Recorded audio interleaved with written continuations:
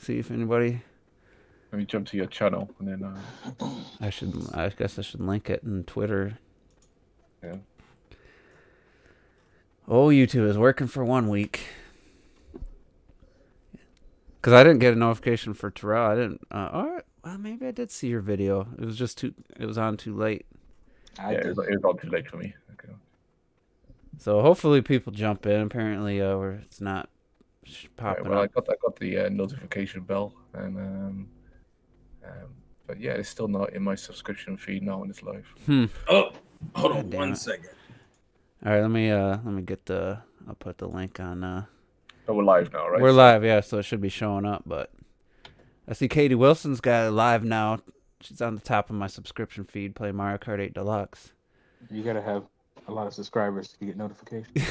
I guess. You gotta be a casual who plays games don't every once in a while. Don't start shaming people now. I'm just saying. It's not a dedicated gaming channel, but she gets so much free shit from Nintendo. It's just crazy. Yeah. I mean, it's not just her. Lots of people.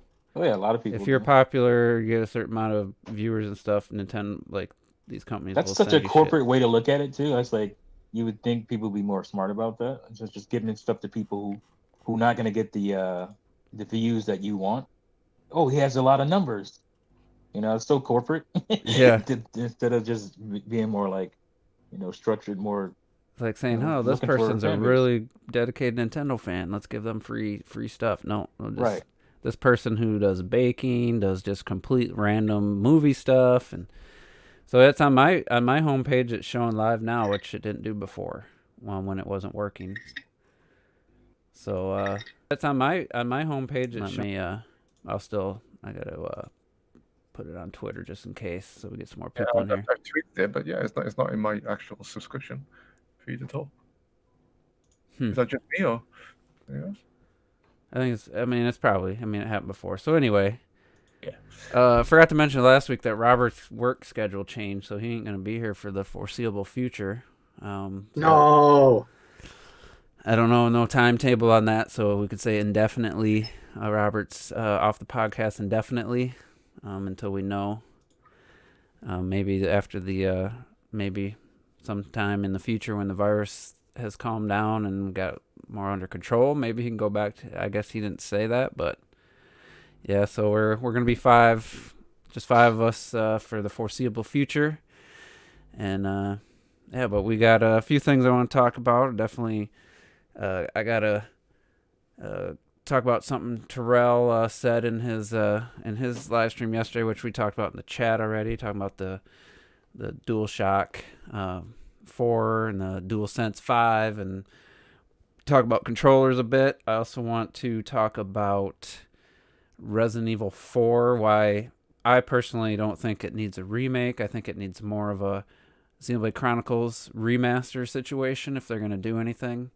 And then we'll talk about game length and how that affects each of us differently when it comes to deciding if we're going to buy a game or if it's worth the price. And then anything else that comes up. So yeah, length does affect everyone differently. Mm-hmm. That's what she said. What the hell? So, oh fuck. Okay. I'm trying to type this, and I started typing, and it went back for some reason. But anyway, so Terrell, you made a comment about someone asked you about the DualSense 5, and you held up the PlayStation 3 and the PS4 controllers, and you had said in the stream, you said, well, they're basically the same, except one has a touch pad in the middle. And I literally about dropped what I was holding because I was like, are you serious? No, I didn't really drop, but I was like, holy shit. Like, to me, and with our discussion in the chat, I guess I'm not the only one. To me, like, the difference between any of the PlayStation 1, 2, and 3 controllers to the DualShock 4 was like a game changer for me, and actually made it so I wanted to get the PS4. If it still had the same controller as the PlayStation 3, I would not have bought a PS4. That would have been the deal breaker for me. So it was like immediate to me when I held the PlayStation 4 controller, probably I want to say early 2014, probably is the first time I held it, and it was just like it felt vastly different to me. So I really it ended up being one of my top like 3 controllers. I think all 3 of the current gen controllers are the 3 best controllers ever made, but that's my opinion. But so anyway, Retro Death, what's your take on first of all, let's just talk about the DualShock 4, what you guys feel about it, if it is an improvement over the previous DualShocks, and then quickly what we can just say about the DualSense 5, because there ain't a lot to say without having touched it ourselves. Do I say both like in a row, or no, do just I go first start talk with about... the DualShock 4.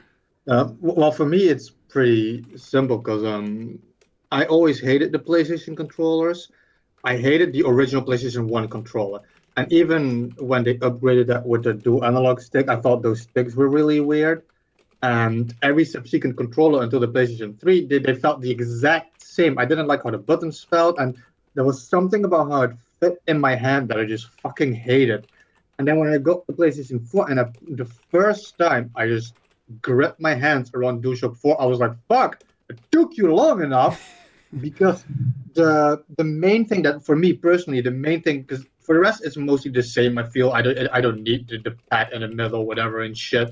But the main thing for me is that they made those grips fine. That was the main thing I hated. They made the grips like at least twice as thick, I think, where they felt fitted perfectly in my hands, and my hands is wrapped nicely around the controller. And that's the main thing I always hated about the previous ones, where I felt like something was just digging in my palm, and this one just doesn't do that.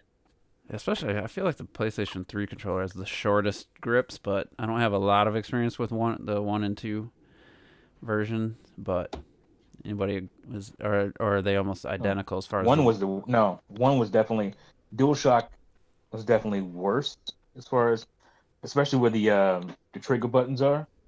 The DualShock the 1 and 2 are plastic, virtually identical. the plastic that it comes out, and it tries to wrap around. So if you're holding it, basically you're gonna have your index fingers on top with the left and right and in the 2 trigger buttons, and then you have your middle fingers from both hands under that hard piece of plastic, and that's where it would stab. I would say the stab in my bones and my fingers on the DualShock 1, and it's definitely longer. And then you go to DualShock 2, and it's the same. It's basically the same controller. So there's not a lot of change there. And then the 3 is when they changed it a little bit as far as they had a little more of a trigger and not just a button. Right, and it gave you an actual trigger, but it also alleviated that plastic overhang that would stab you, like I said, in your 2 middle fingers as they were holding it from the backside. So it was better, but it was still a nub there, still a significant nub that would stab you in your finger bones. And it wasn't until the 4 where it was like, it's completely gone. So just for that alone, it was the 4 is much easier to hold. And my other problem with DualShock 1, 2, and 3 is that just like I'm not trying to Retro. just like Retro was saying, the grips they come out. They basically push your hands away from each other instead of going in or rounding and have a nice curve, like say the Dreamcast. Dreamcast has a nice curve, but the problem with it is that it still pushes your hands away from each other, and you want them to be. I mean, you want them to be at an angle, but I think it pushes it too much of an angle, and like he said, it digs into your palm because it's too angular.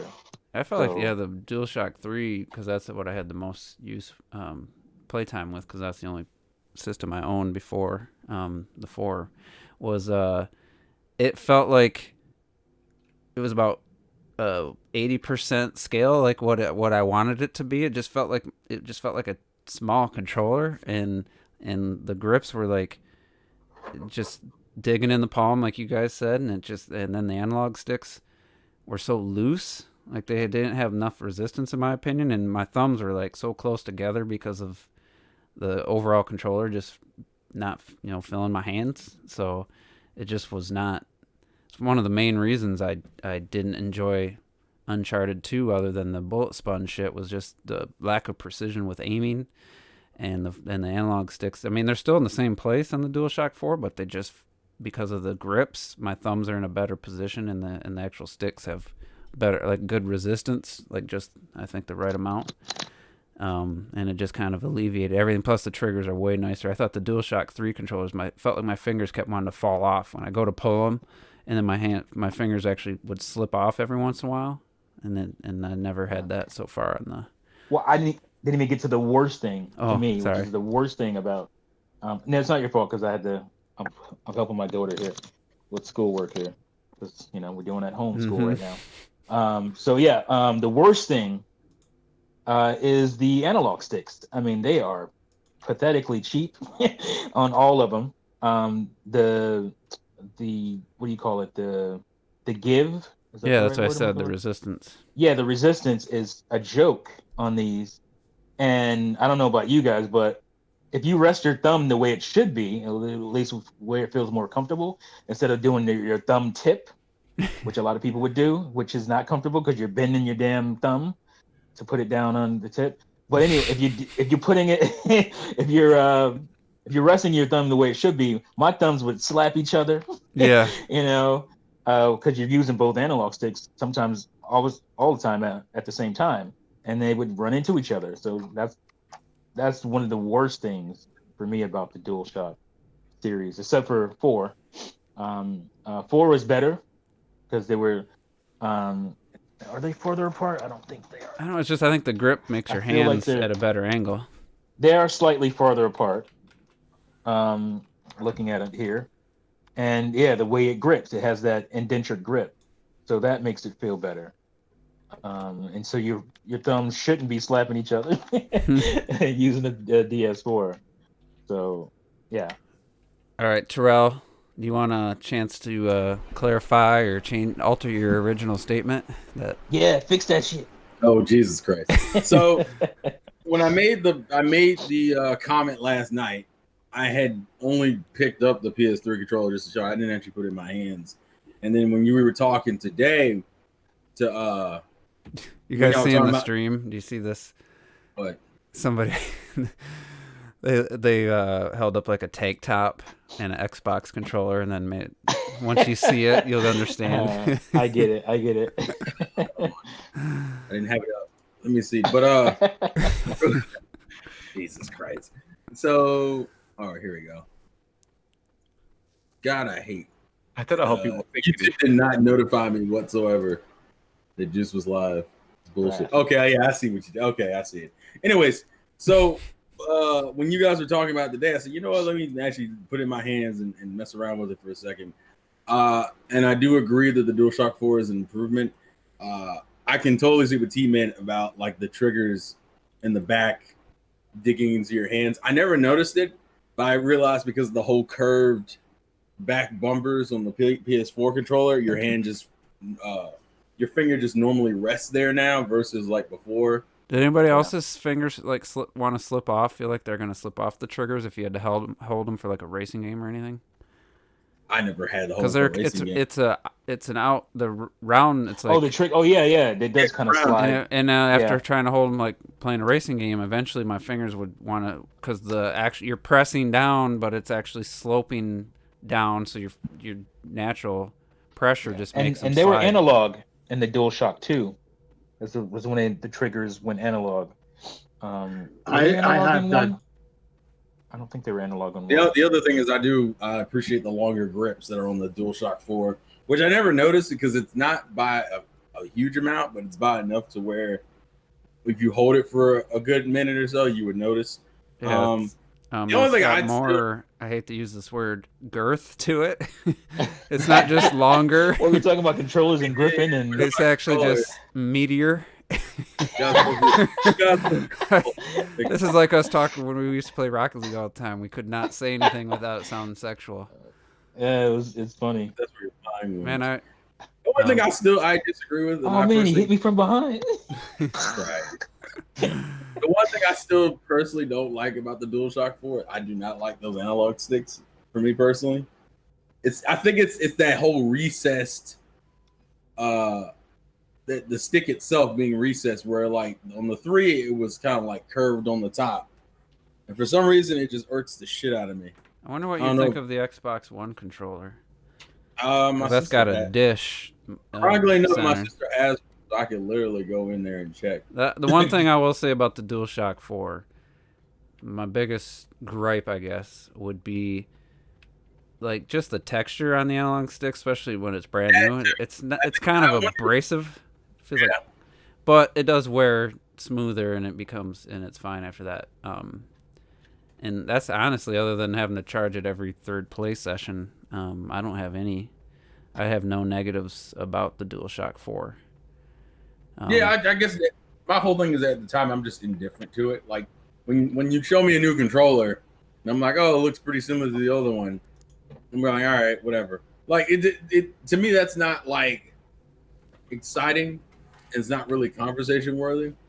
So that kind of led into my whole indifference with it. Now, if I hold the controllers and compare them directly, yeah, I can notice the difference. But like, since I'm only really using one controller per generation, well, I guess one controller per like brand manufacturer, I don't really, after like that first year, I have to adjust to it anyway. So like, yeah, it's usually when you go back that you notice. I'll get Cloctic's take, but I just clicked on this. This is the color it should be. This light medium gray tone with the black looks infinitely better than the white. But anyway, Clocked, what's your take? Because you just made a video recently about controllers, so just the idea of the PlayStation, the DualShock 3 versus the 4. Sorry, you talking to me? Yeah. Sorry. Stop raising your kids, all of you. Okay. The DualShock 3 is it's without a doubt one of the most uncomfortable controllers I've ever used. I think it's mostly because what you find with Sony controllers that you don't find with actually you find it a bit with the with Microsoft controllers.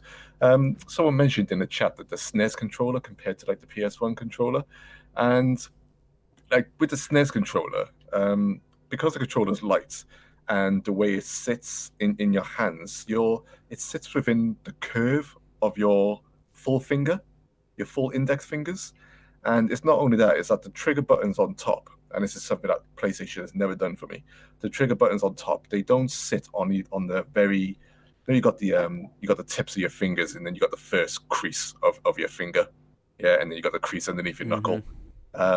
The trigger buttons on the PlayStation controllers always sit just before the first crease of your finger, and when you put pressure down on your fingers, it's much better and much more comfortable when the pressure is coming from both sides of the crease, of the first crease.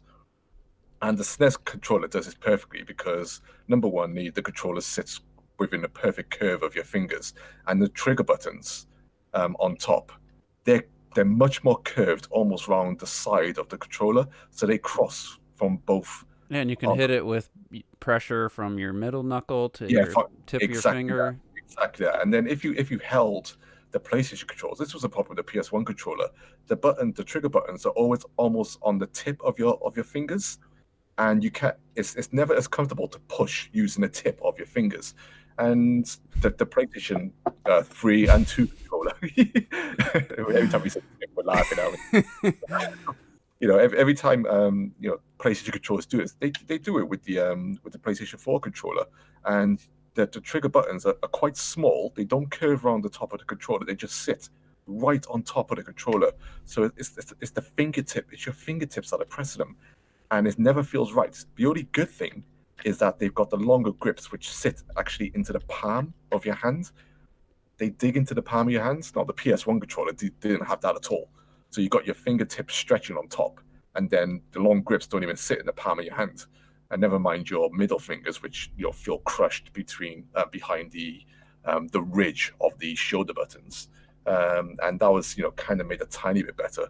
But if you like picked up your Switch Pro controller, Nintendo have kept this the whole time. Your Switch Pro controller, the triggers sit on the left and the right side of your creases of your index fingers, and they just sit there really nice. And then you've got the grips which go all the way down into the palm of your hand. That's why it feels so damn nice.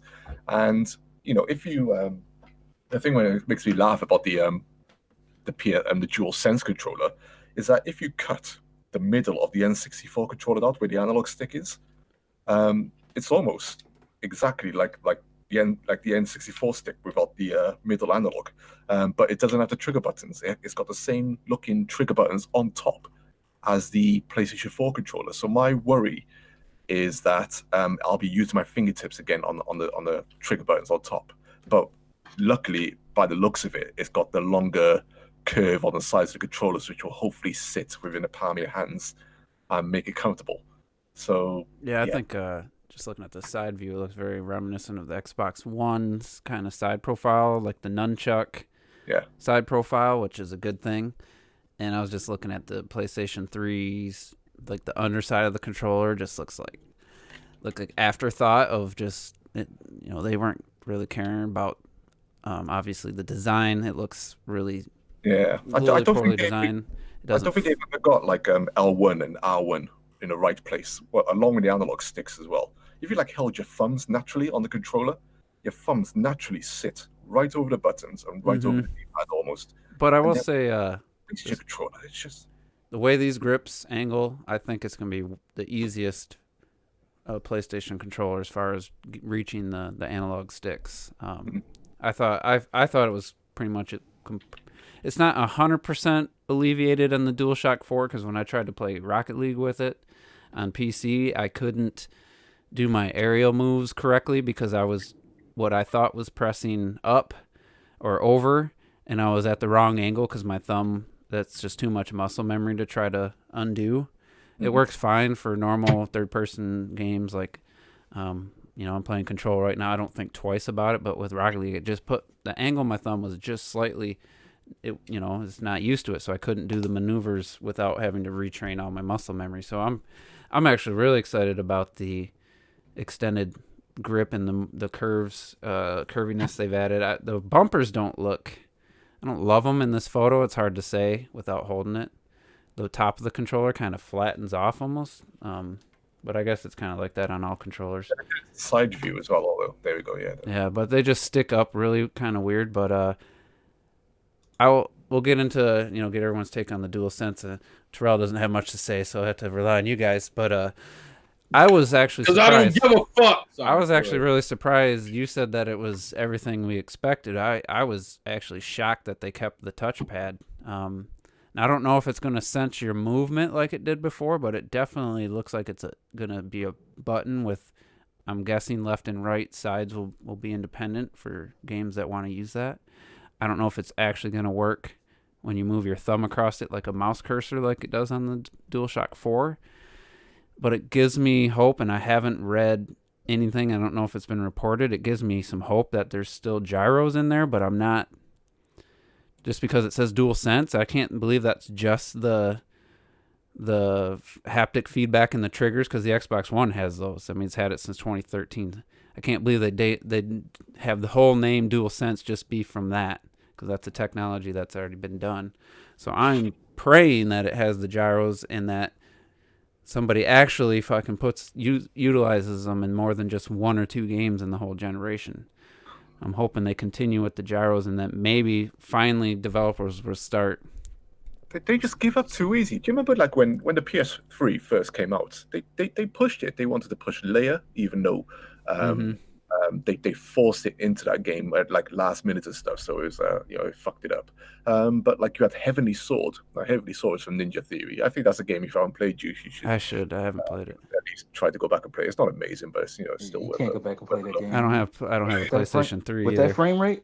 Yeah, like I said, it's not amazing, but it's hard to play with that frame you can rate. still see those type of characters that Juice likes in terms of Ninja Theory and stuff, with the faces. But they tried hard with that game as well, controlling cannonballs and all this stuff. But it seems like with Sony, when they they see one or two games fail, they sneak into the shadows and then just don't push it anymore. It's still there. You'll say get included in games, but they kind of don't care about it in that sense. It's not even Sony, because I mean, I want to tweet. I'm probably going to do it. id Software, because those guys are pretty blunt when they're on stage. They're pretty straightforward.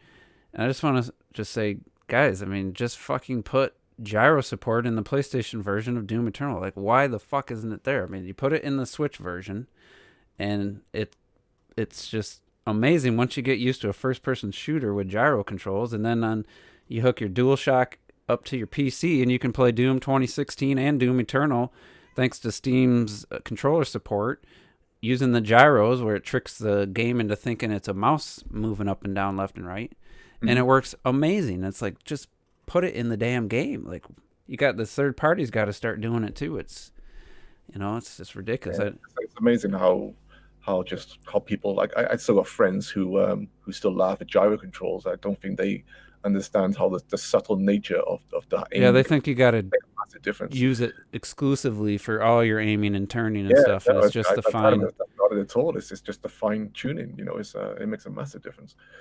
So with that, why don't we just open it up? Anybody has any comments on the DualSense 5, or just that video that whoever shared, was it? I forget who shared it. I know I watched it, about motion controls and why they were, why it's a shame why they didn't get adopted.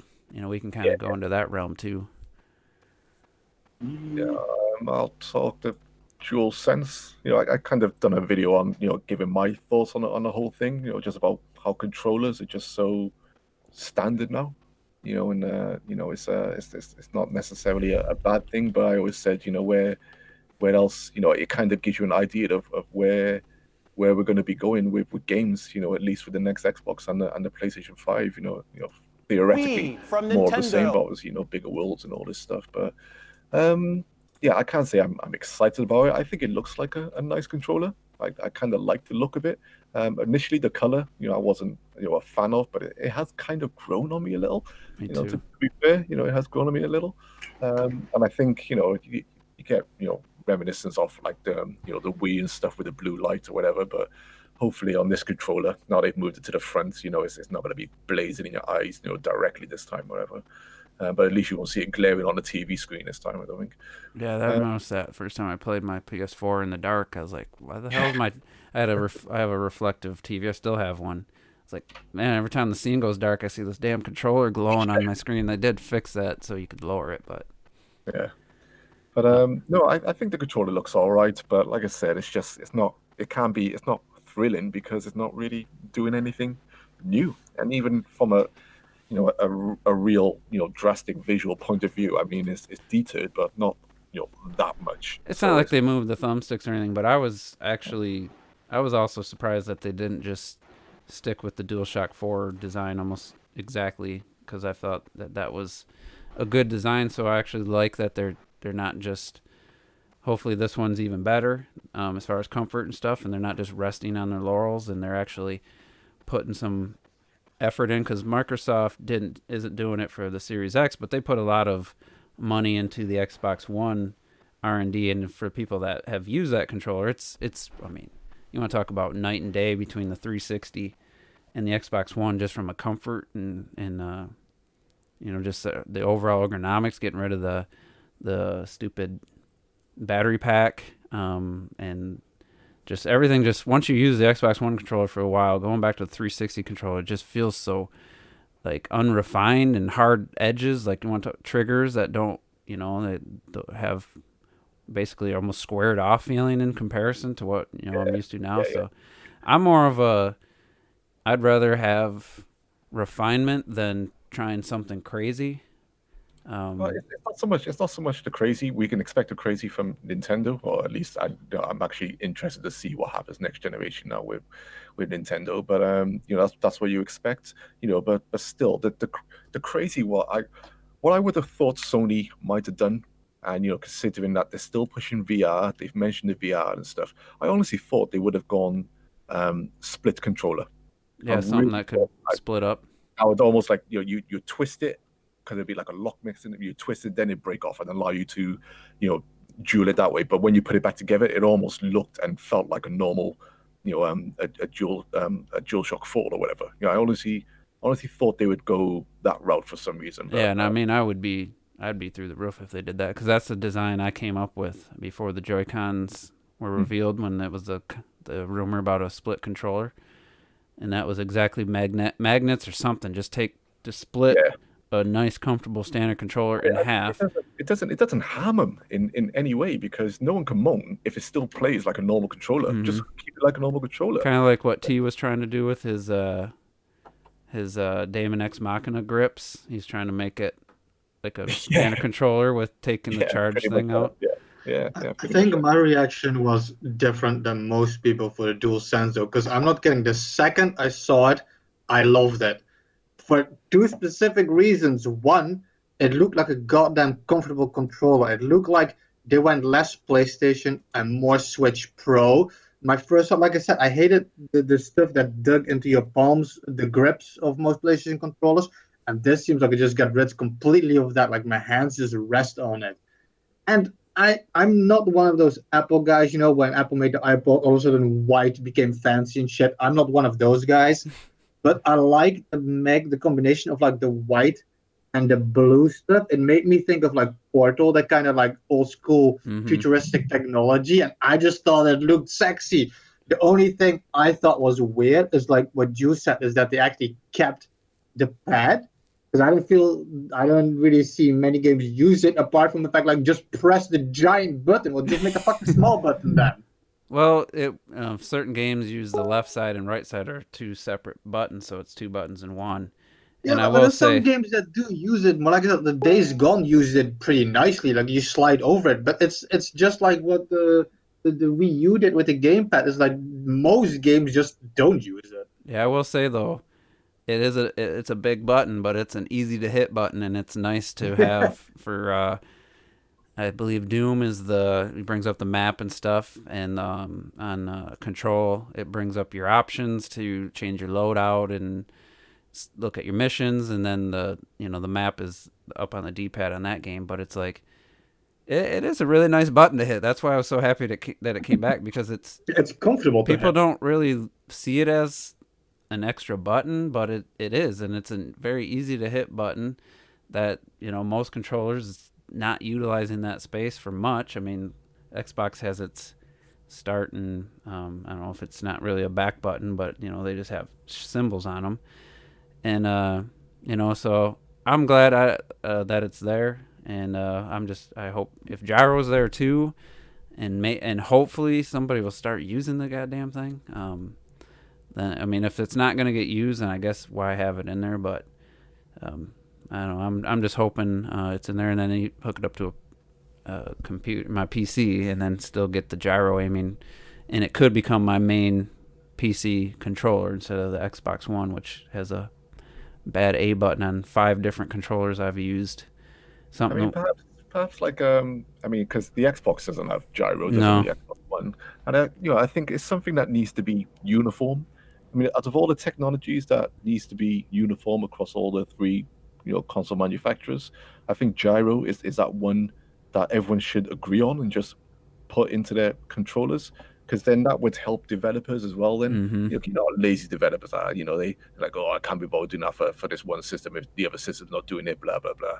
If they're all happy to use trigger buttons, if they're all happy to use analog sticks and the rumble, if it's all in the controllers, then there's not really any more excuses to say, right, let's not use gyro because that's true, because that console does it. Fucking Microsoft, Phil Spencer, goddamn it, they should have put it in there. But somebody made a good point, Lenny Wright. The system's fully backwards compatible, so of course they had to have all the same. Not fully yet. Well, they clarified. I'm thinking the only ones that won't be are like the VR games and stuff. But maybe that will work too. I don't know. But they said, because about the gyro shit, because you guys know me, I don't like motion control gaming like the Wii had, but gyro is a fucking godsend, and I can't even believe Nintendo went that far. I know that the Switch Pro controller, I could hook it up to Steam, When I play old shit, you can actually, like you said, the imitation gyro, which was perfectly fine with the Switch Pro controller, and use it on shit like Borderlands 2 and all that kind of stuff. Like, I fucking love the gyro shit. It does need to become a staple. Nintendo have been playing with gyro for forever. I mean, you Yes. had stuff like that, on the Game Boy, Game Boy Advance had all that shit. gyro, but yeah, that makes sense because even like they wouldn't do it just for one game. There's more than a few games that use the gyro on PS4. So I mean that gives me some slight hope that gyro will be in there, but that definitely explains the touchpad. Well, if Rob was here, he'd mention Tearaway and and Road and stuff. But again, that's a game that could be one of the 4,000. They said, nah, we don't need that. We don't need to make that backwards compatible. Nobody bought that. Or Gravity Rush 2 would probably get, you can play it with analogs. I always use when you're flying, or not really flying, but you're falling. I always use the gyro. I never use anything. I mean, use the analog sticks to do the full turns, but I always use the gyro aiming. Like, I'm sure you can play it without, but that probably makes sense to why they put the touchpad in there. Also, Clock, that you didn't say it right. If Robert was here, he'd say like I talk about in Tearaway, my last Back at the Backlog episode. Go watch it. All right, we better switch topics here so we can get Terrell, and I don't know if T's still teaching his kids, but so let's talk about the rumor.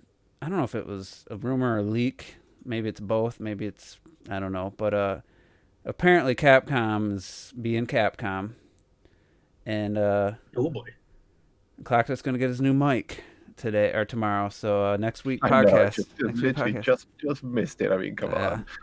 So Resident Evil. Let's set this up. So Resident Evil 2 remake comes out, and they took an old ass game that was not in 3D. Fuck Capcom. Tank controls, and they made basically took the Resident Evil 4 style over the shoulder camera, full 3D game, and completely changed up how Resident Evil 2 was played gameplay wise. Kept a lot of the story elements and some similar puzzles and stuff, but it felt like a worthy upgrade for that game, And then Resident Evil 3, I guess, kind of seems like they might have rushed that out, cut the content. We'll talk about game length later on. But they made this engine.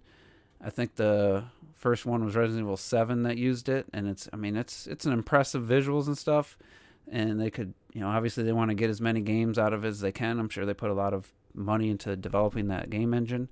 And so they put out 3, still in that same vein of 2, where it's a tank control game with the pre-rendered non-moving camera. Okay, that's, I wish they would have made it a little meatier of a game and went further with it, but that's another point we'll talk about later. But then to hear Resident Evil 4, and me and the Clock have gone a little bit back and forth on it. I still think Resident Evil 4 is a really good game, no question about it. But I just feel like it just feels a little stiffer than back in the day. It was a game changer. It was amazing. There was nothing really like it. I mean, there's so many games have emulated it now that since it came out. I mean, even you could probably even look at Gears of War was probably inspired by how the camera worked in Resident Evil. From a third person shooting type of perspective, nothing was really like that before that game. And the thought of taking a game that's already fully 3D and doing another full-on remake, to me, just makes absolutely no sense. And I'm sure everybody else will give their take, but you might be surprised to hear me say I think that it makes absolutely no sense to do a full remake.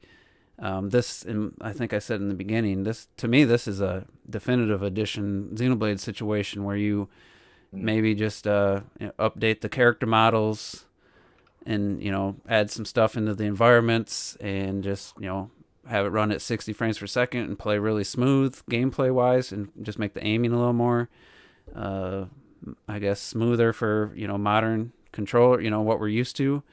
And they don't have to do a full-on ground-up remake, changing story element. Like, it could just be the base game, but with the improved visuals and some other quality of life improvements. That's what I would ask for, personally. So, what do you guys think?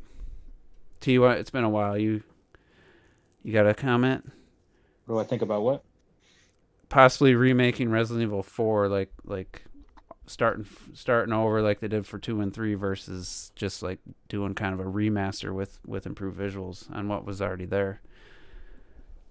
So you're saying as opposed to doing what they did with 3 and 4, or 3 and 2 and 3. 2 and 3. Doing more of a Xenoblade Chronicles which- Definitive Edition type of just Yeah. put better visuals and induce quality of life improvements to a game that's already, I mean, it's a huge game and it already still holds up pretty well. Yeah, I mean, because if you think about it, 3 and 4, or keep saying 3 and 4, 2 and 3 are more in the vein of 4, as far as Yeah, that's what the your update- perspective and stuff. Mm-hmm. So yeah, I mean that's pretty much, if you're gonna do it, that's all you need to do. And as far as I'm concerned, just remake the visuals or remaster the visuals and improve stuff that would make it more modern. I don't know if they would mess with the animation, because that definitely would need some modernizing, I think.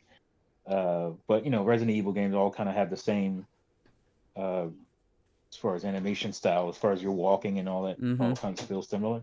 So yeah, I think it doesn't need a remake as far as the way 2 and 3 have gotten a remake. I think it's modern enough to where you can just remaster the visuals and do stuff like that. And I kind of hope this isn't true, but I guess it doesn't specify if it's a full-on remake, but that's what I'm assuming, because that's the thing. I was I'd never felt so angry for so long. When I was reading all those comments, I was like, oh my god. I was liking, I was replying to everyone. I was just like, oh my god, please God, no. There's so much complacency in where people just give me the same. Well, game first they again. re-release all the games, the old versions of the games, every generation. They've done it since the GameCube. They brought all the, I think it was Clocktis video where you said, or maybe Terrell, somebody was just saying how on the Game Boy, it was your video about rebuying games. They re-released all the Resident Evil games on GameCube. They just did it. And then they did it. Yeah. Then they did it on the 360, PS3, then PS4, Xbox, now on the Switch. They brought all the games. Now you're going to bring all these games into remake form. It's like, okay, the second, Resident Evil 2 come out of nowhere. They already technically remade the first game back on the GameCube. And then 3, okay, finish it up. It's a lot of same assets, but stop there. Stop there. Anyway, talked it. They're completely out of ideas. I mean, if anything, Code Veronica over Resident Evil 4, just because not a lot of Code Veronica, that's the one you should. Not a lot of people got. It's like the whole Wii U argument, I guess some people use. Not a ton of people got to experience Code Veronica. I know they ported it to PS2, but that's nobody cared. GameCube as well. That's like the lesser known of the games, and way more dated. Even though it was a full 3D game, it was still, I think it still had the fixed camera angles, right? Yeah. So I mean, but RE4 draws more attention, obviously, but I don't know. Yeah, I'm like, it's a weird situation, right? Because we're entering realms now of remaking games from eras where we felt comfortable about certain games, as they still are, and as they were. There are some games that can be polished up, like Shadow of the Colossus. I agree, the PS2 version, as much as I love it, frame rate wise and everything like that, it's I wouldn't expect anyone to go back and play that version. It'd be difficult. So that makes sense. But Resident Evil 4 was just smooth as silk, when it comes to performance and stuff, especially on the GameCube. Never mind the trash PS2 version. It's probably why everyone's begging for the remake, because they all played that trash version on the PS2. Well, the re-release ones actually run at 60 now, so they're even smoother. Yeah. There you go. So you got the HD versions and stuff now, which people have tried. But I got one of my closest friends. He's in the mindset where he finds it unplayable. Whether it's tank controls and all this stuff. Now, my problem is that people want games to all play the same. As if having to stand still and shoot is such a crime against humanity that it needs to be wiped clean from the face of the industry. I gotta say, I'm in that group. Yeah, but if you don't like something, that's fine. But to reject it on the level where you would say it's unplayable, and then plaster that against the genre itself. It's kind of like where like Terrell was talking about. I was going to do a video on this because something that's been bugging me. It's kind of like where Terrell was defending turn-based strategy games. I've been watching a ton of Final Fantasy 7. I'm just like, I fucking hate the look of the combat in this game. What have they done? Why would you give up on a great turn-based RPG, which you could have just refined and made even more tactical and glorious? Why are you scared to tackle this genre? A genre that's so important to me and to many gamers. It's just when you play in Resident Evil 4, yeah, you have to, when you want to shoot stuff, you stand still and you shoot them. When you want to reload, you go walk back, reload, do whatever. Right? Well, they designed the game to work with that, so I mean, it's designed around that mechanic. Yeah, so this is how the game plays. So what are you going to change it to now? Are you going to completely change the game to play like Resident Evil 2, where you're walking and shooting and doing all this stuff with the full 3D camera, so you can see what's behind you without having to turn around and stuff like this. It's that kind of took away the suspense for me a bit in Resident Evil 2, because when I find myself running around corners and stuff, I'm turning the camera just to look around the corner and stuff. Well, there's some moments where you can't turn the camera without turning your character. I know they're going to set up some moments, of course they're going to do that, but for the large part of the game, when you're running just through the police station and stuff, you can do that.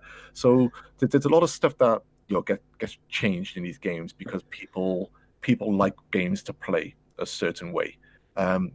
Resident Evil 4 is a very unique game, and the thing that makes me laugh about what you feared about this supposed remake at the moment is that Shinji Mikami himself supposedly turned it down to say, no, go on, Capcom, you got my blessing. Go remake Resident Evil 4. If the guy who made Resident Evil 4 doesn't want to make Resident Evil 4 remake, fucking stop there. Just stop, because the dude who made this game what it is, right? You want him on board. Now, there'd be rumors saying, yeah, he's giving some advice and stuff like that, blah, blah, blah, blah, blah. But there's a difference between sitting back, chucking a few emails, or popping on the phone every now and then, or popping around the office, compared to being actively involved as a director or producer or whatever. I don't understand what they're trying to achieve with this remake. Do you want, what are they going to do? Do they want to make it like Resident Evil 5? Do they want to make it like Resident Evil 6? We all know how fucking shit those games were. Do you want to... what do you want to make it like? Like Resident Evil 2 remake, and then it's not Resident Evil 4, because you're changing up how this game was designed. You're not. I just want to have some details on that, because I wanted to say something, but I want to understand it clearly. When you say that, you mean because Resident Evil 2 incorporated better shooter elements, is what you said, right? Well, yeah. So like with where you Resident can Evil, move and shoot. Okay, so here's my stance on this then, and you guys know, like, Resident Evil 4 is the game I feel was the downfall of Resident Evil, where it became a shooter and not horror survival. So actually, when it comes to this specific remake, I think it needs all of that shit, because it is already a shooter. Then you might as well make it a better shooter and give it the elements it needs to be. Now, I feel it's a downfall of Resident Evil, but I still like Resident Evil 4. I think it's a lot of fun. It's just not horror survival. Yeah, you said it never felt Resident Evil to you. Yeah, exactly. It's just not horror survival, but specifically because of that, it could use this shit. It could use the better shooter elements, because one of the things that blew me away when I first played Resident Evil 4 was the fact that you could aim your gun wherever you wanted, and there was a point to it. There was a point when you shot somebody in the foot or in the knee, and I was like, holy shit, the way these people react when I shoot them is insane. And then later, when their like brains explode and the shit comes out, you have to be very precise. And then sometimes you had like a lot of creatures at the same time, so it needs these shooter elements, I feel. And then when you're talking about remaster versus like the full remake thing, I'm gonna be a little bit biased. I like the castle setting. I love that shit. One of my favorite things. I'm like, bitch, make it look as great as you can. So if you're remaking anything anyway, I'm like, do it with 4 and give it those better shooter elements, which the only game, if there was ever a Resident Evil that needed that, it was 4, because to me, it was built as a shooter. I mean, I see both sides, where I'm like, I see what Clocked It's saying was, it was designed, so if you just But if you build it from the ground up, I see that I don't see them doing that. Maybe they'll stay true to it and make it so you can't move and shoot. But it would kind of feel, with what they've been doing, it would kind of feel out of place. Kind of what me and Metro always went back and forth against, with this game, where he class it as a shooter, a full on, action game. Now, don't get me wrong, it is, an action game, but the shooting elements of it, even though you still have loads of enemies and there's parts where you have to take lots of them out, there's still a very tense sense of a sense of dread and being overwhelmed, because you are essentially having to pinpoint and choose your targets accurately. Now, if you're just going to go in there wailing, with full analog controls and just being able to move left and right, shoot up and down, all this stuff, it's kind of like when people played the Wii version, and when I played the Wii version, what everyone said for the most part instantly was, "Oh, the Wii remote makes this game way too easy." Mm-hmm. Because you're just essentially then being able to just target so quickly and so easily. But I thought motion control stuck. It loses that sense of dread and that sense of tension, which is what Resident Evil 4 was all about. It was all about being overwhelmed, having to carefully move, pick your target. It wasn't run in and gun everything down until later on, like with all Resident Evil games, you became the machine gun, more powerful machine guns and stuff where you could take. But on the other side of that, you're confirming that the game was harder because the controls are jacked. Yeah. Yeah, exactly. It sounds like wishing for jack the game was controls. scarier. No, I'm not confirming that the game was harder because the controls were jacked. I'm confirming that the game was hard because of how the game was designed to play. You were designed to stop, pick, and shoot. That's not about bad controls. That's game design. Well, Whereas with the Wii remote, it just made it quicker and more easier responsive, More intuitive. It was more yeah, you could pull off headshots with the pistol Headshot. from like forever away with the.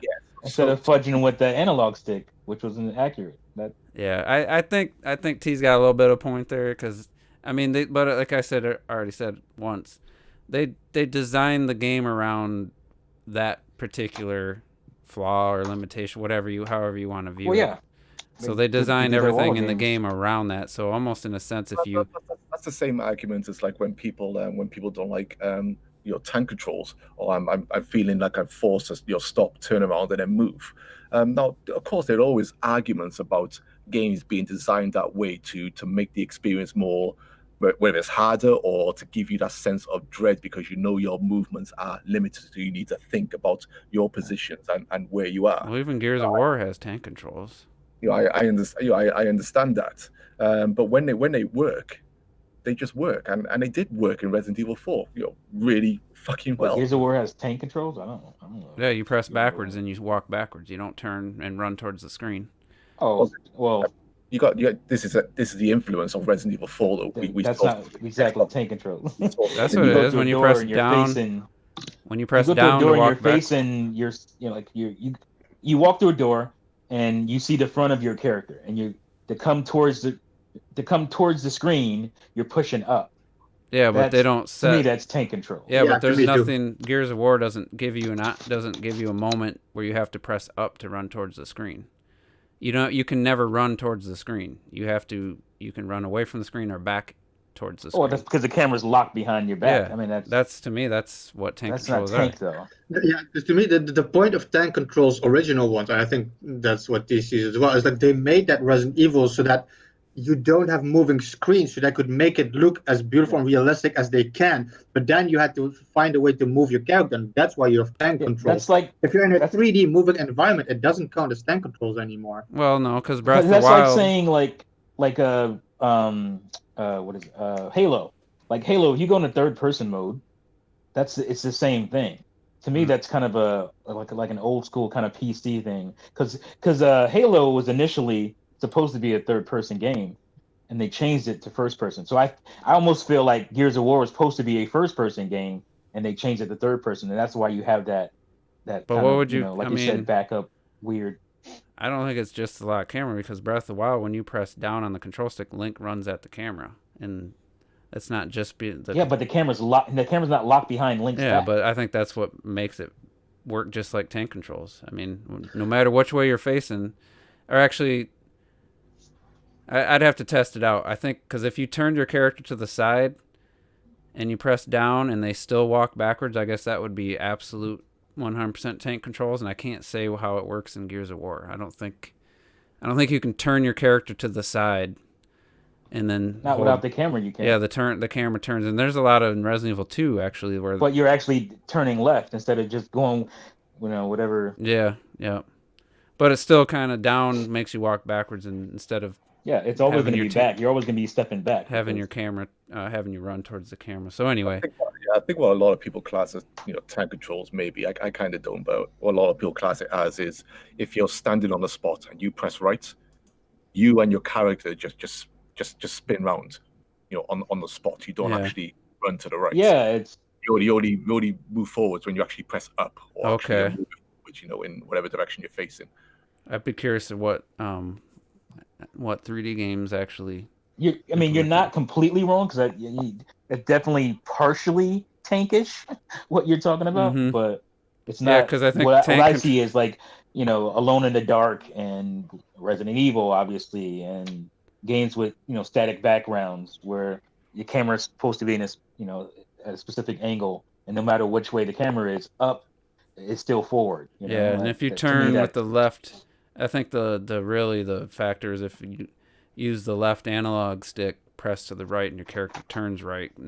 Yeah. These games like Gears and Resident Evil 4, they're using the dual analog. Well, I don't know if Resident Evil 4 uses the right. That was a lot of 3D games back then. Games that were actually in 3D, like even Mega Man Legends had that kind of control where it's like, I turned sideways. They were all D-pad controlled, weren't they? They're basically D-pad controls, right? Yeah. So no D-pad controlling a 3D. You know what I think we need? I think we need Terrell to get Resident Evil 4 and go from 2, the remake, and play 4, and then give us his impressions of the game from somebody who's only played Resident Evil 2 remake, and I think he played Revelations or at least the demo. I understand the argument of, say the Resident Evil 2 remake and its controls, because you got full control of the camera, you can move your character this way. And I understand that argument of controls, essentially, feeling better. I understand that. My argument is, why do we want all games to control in that fashion? Why can't we have games control in a certain way over here, games control in a certain way over here? And even if they are all third person, why can't they all decide on how they want to control based on how they want to play? Yeah, if you want to have that modern argument, it's like, okay, well, turn-based was something that came about because of the limitation. It wasn't, and that we still have turn-based games, though, don't we? So why can't we still have? Yeah, and that goes back to my argument about people, wanting to shun turn-based games, especially like in the Final Fantasy VII remake, where I bet you ass that game would have garnered as much attention now if it was turn-based, because people like to attach stigmas to certain games designs. Yeah, and it's not that they're bad game design. It's just that people, some people just don't like them, and these vocal people just, get out there and get their voices heard, and everyone's just like, oh yeah, that's fucking trash. Just like the Wii remote. Oh, no one wants to play the Wii remote. I don't want to wag my controller around like that. Who's fucking wagging the controller around like if fucking Terrell fall asleep, I was hoping he'd chime in about that comment about Resident Evil 4. He's on mute. Well, I had last 5+ minutes of Resident Evil 4. Now I put on Resident Evil 2 remake, and I'm not seeing a whole lot of. It's not a major change the way that Claire and Leon control in Resident Evil 2. It's just, you say it's not about playing the same. It's just about having the precision you're used to, and you could, if you're gonna do a remake, they can design, like they've made it, the zombies sway quite a bit, so it's not like it's just easy mode just because you can move you can aim a little more efficiently in the remake versus going back to 4. They can still make the zombies and stuff tough and challenging to hit. So change the AI up, you can do stuff. I say I'm more all for the the Xenoblade type remake that we were discussing earlier. Yeah, that's and if they go back to what we were talking about, gyro controls. If they want to add in gyro controls, just for that, you're still moving analog sticks, you're still stuck in place, but you want to refine your shots a bit more with gyro controls. Hey, go ahead, I got no issue with that. What my issue is, I don't want them to fundamentally change what Resident Evil 4 is, like what they've done with Resident Evil 2. I'm not saying Resident Evil 2 Remake is a bad game. All I'm saying is that they completely made a different game compared to what the original was. Yeah. I don't want to happen. I don't But want that to happen. with My Resident counter 4. to that would be that what they did with Resident Evil 2 was make it play more like Resident Evil 4. That was always that's why I was surprised that when I started playing, I was like, this is Resident Evil 4, a refined version of Resident Evil 4 with Resident Evil 2 characters and story. Like, that's why I loved it so much. See, my only problem is Resident Evil 2 called Remake?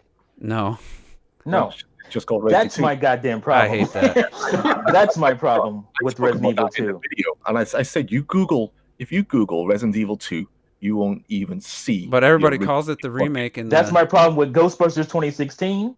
That's my problem with RoboCop. If you're gonna make something, you're gonna remake something like that. give it a subtitle or Give it a subtitle, Retribution or whatever corniness. It's happened so much, like with Tomb Raider, with God of War. I hate saying God of War 2016 Yeah, or it's whatever. I stupid. hate saying that shit. It's stupid. Just call it God of War. The Lords of fucking the North. Or just something call like it, that. just put remake in the title, like Final Fantasy VII, which is stupid because they didn't put part 1, but at least they put the remake in the title. They should have just called it Final Fantasy 7. Midgar, something like that, just something to do with Midgar, and just call it. Final Fantasy VII Midgard. That would have worked for me. I think Doom is the one that Doom started that 2016, mostly. Yeah, I don't think it was because the when first Doom one. released, I was like, why the fuck is it just called Doom? Like, I don't get why you would Should have do been that. Doom 4. I mean, there's no question about it. But Because nobody's going to go back and play Doom again. Oh, by the way, here's all the Doom here's games. all the old Doom games. No, because even the original Resident Evil remake is just called Resident Evil, at least in the PAL territory. I think the GameCube version said, well, we That called it confused the remake. shit out No, of I me, gotta look. the Resident Evil shit, Called Resident Evil. when I was a kid. I gotta look it up now because that's all I've ever called it was Resident Evil Remake. I've never called it. Or we all called it, but I it's know just that's called. what I'm curious. What? Which one are you talking about? The remake GameCube of Resident GameCube. Evil. The GameCube one is just Resident Evil. Yeah. I have no problem with that because it is just Resident Evil. It's just Yeah, pretty. and that's the type of remake I do like. Yeah, When they that's fine. take material, right, and then just make it look sexy and just maybe add a few Yeah, extra it's just pretty. That's They bad. prettied it up. It's still Resident Evil though. It's the same You game. know, Yeah, that how, one plays very similar, but yeah. You know, for most of us, like Street Fighter 2 is like the original Street Fighter. There's no Street Fighter 1 and shit. And then later on you learn of Street Fighter 1, and you're like, this garbage isn't part of Well, it. Street Fighter 1 is trash. That's how I felt. That's how I felt with Resident Evil 1, where I never knew in the beginning that there was an older game, and then I saw it in a magazine at one point. I was like, that shit isn't Resident Evil. What the fuck is that? I didn't even count it as Resident Evil. So you only knew 2. That's what you're saying. No, the remake to me was the Oh, original the remake. Mm. Okay. Yeah. But again, since Terrell's not gonna come in and talk about it, Let go of the joystick, Terrell. I do like. I just watched 4 right into 2, and I mean it's.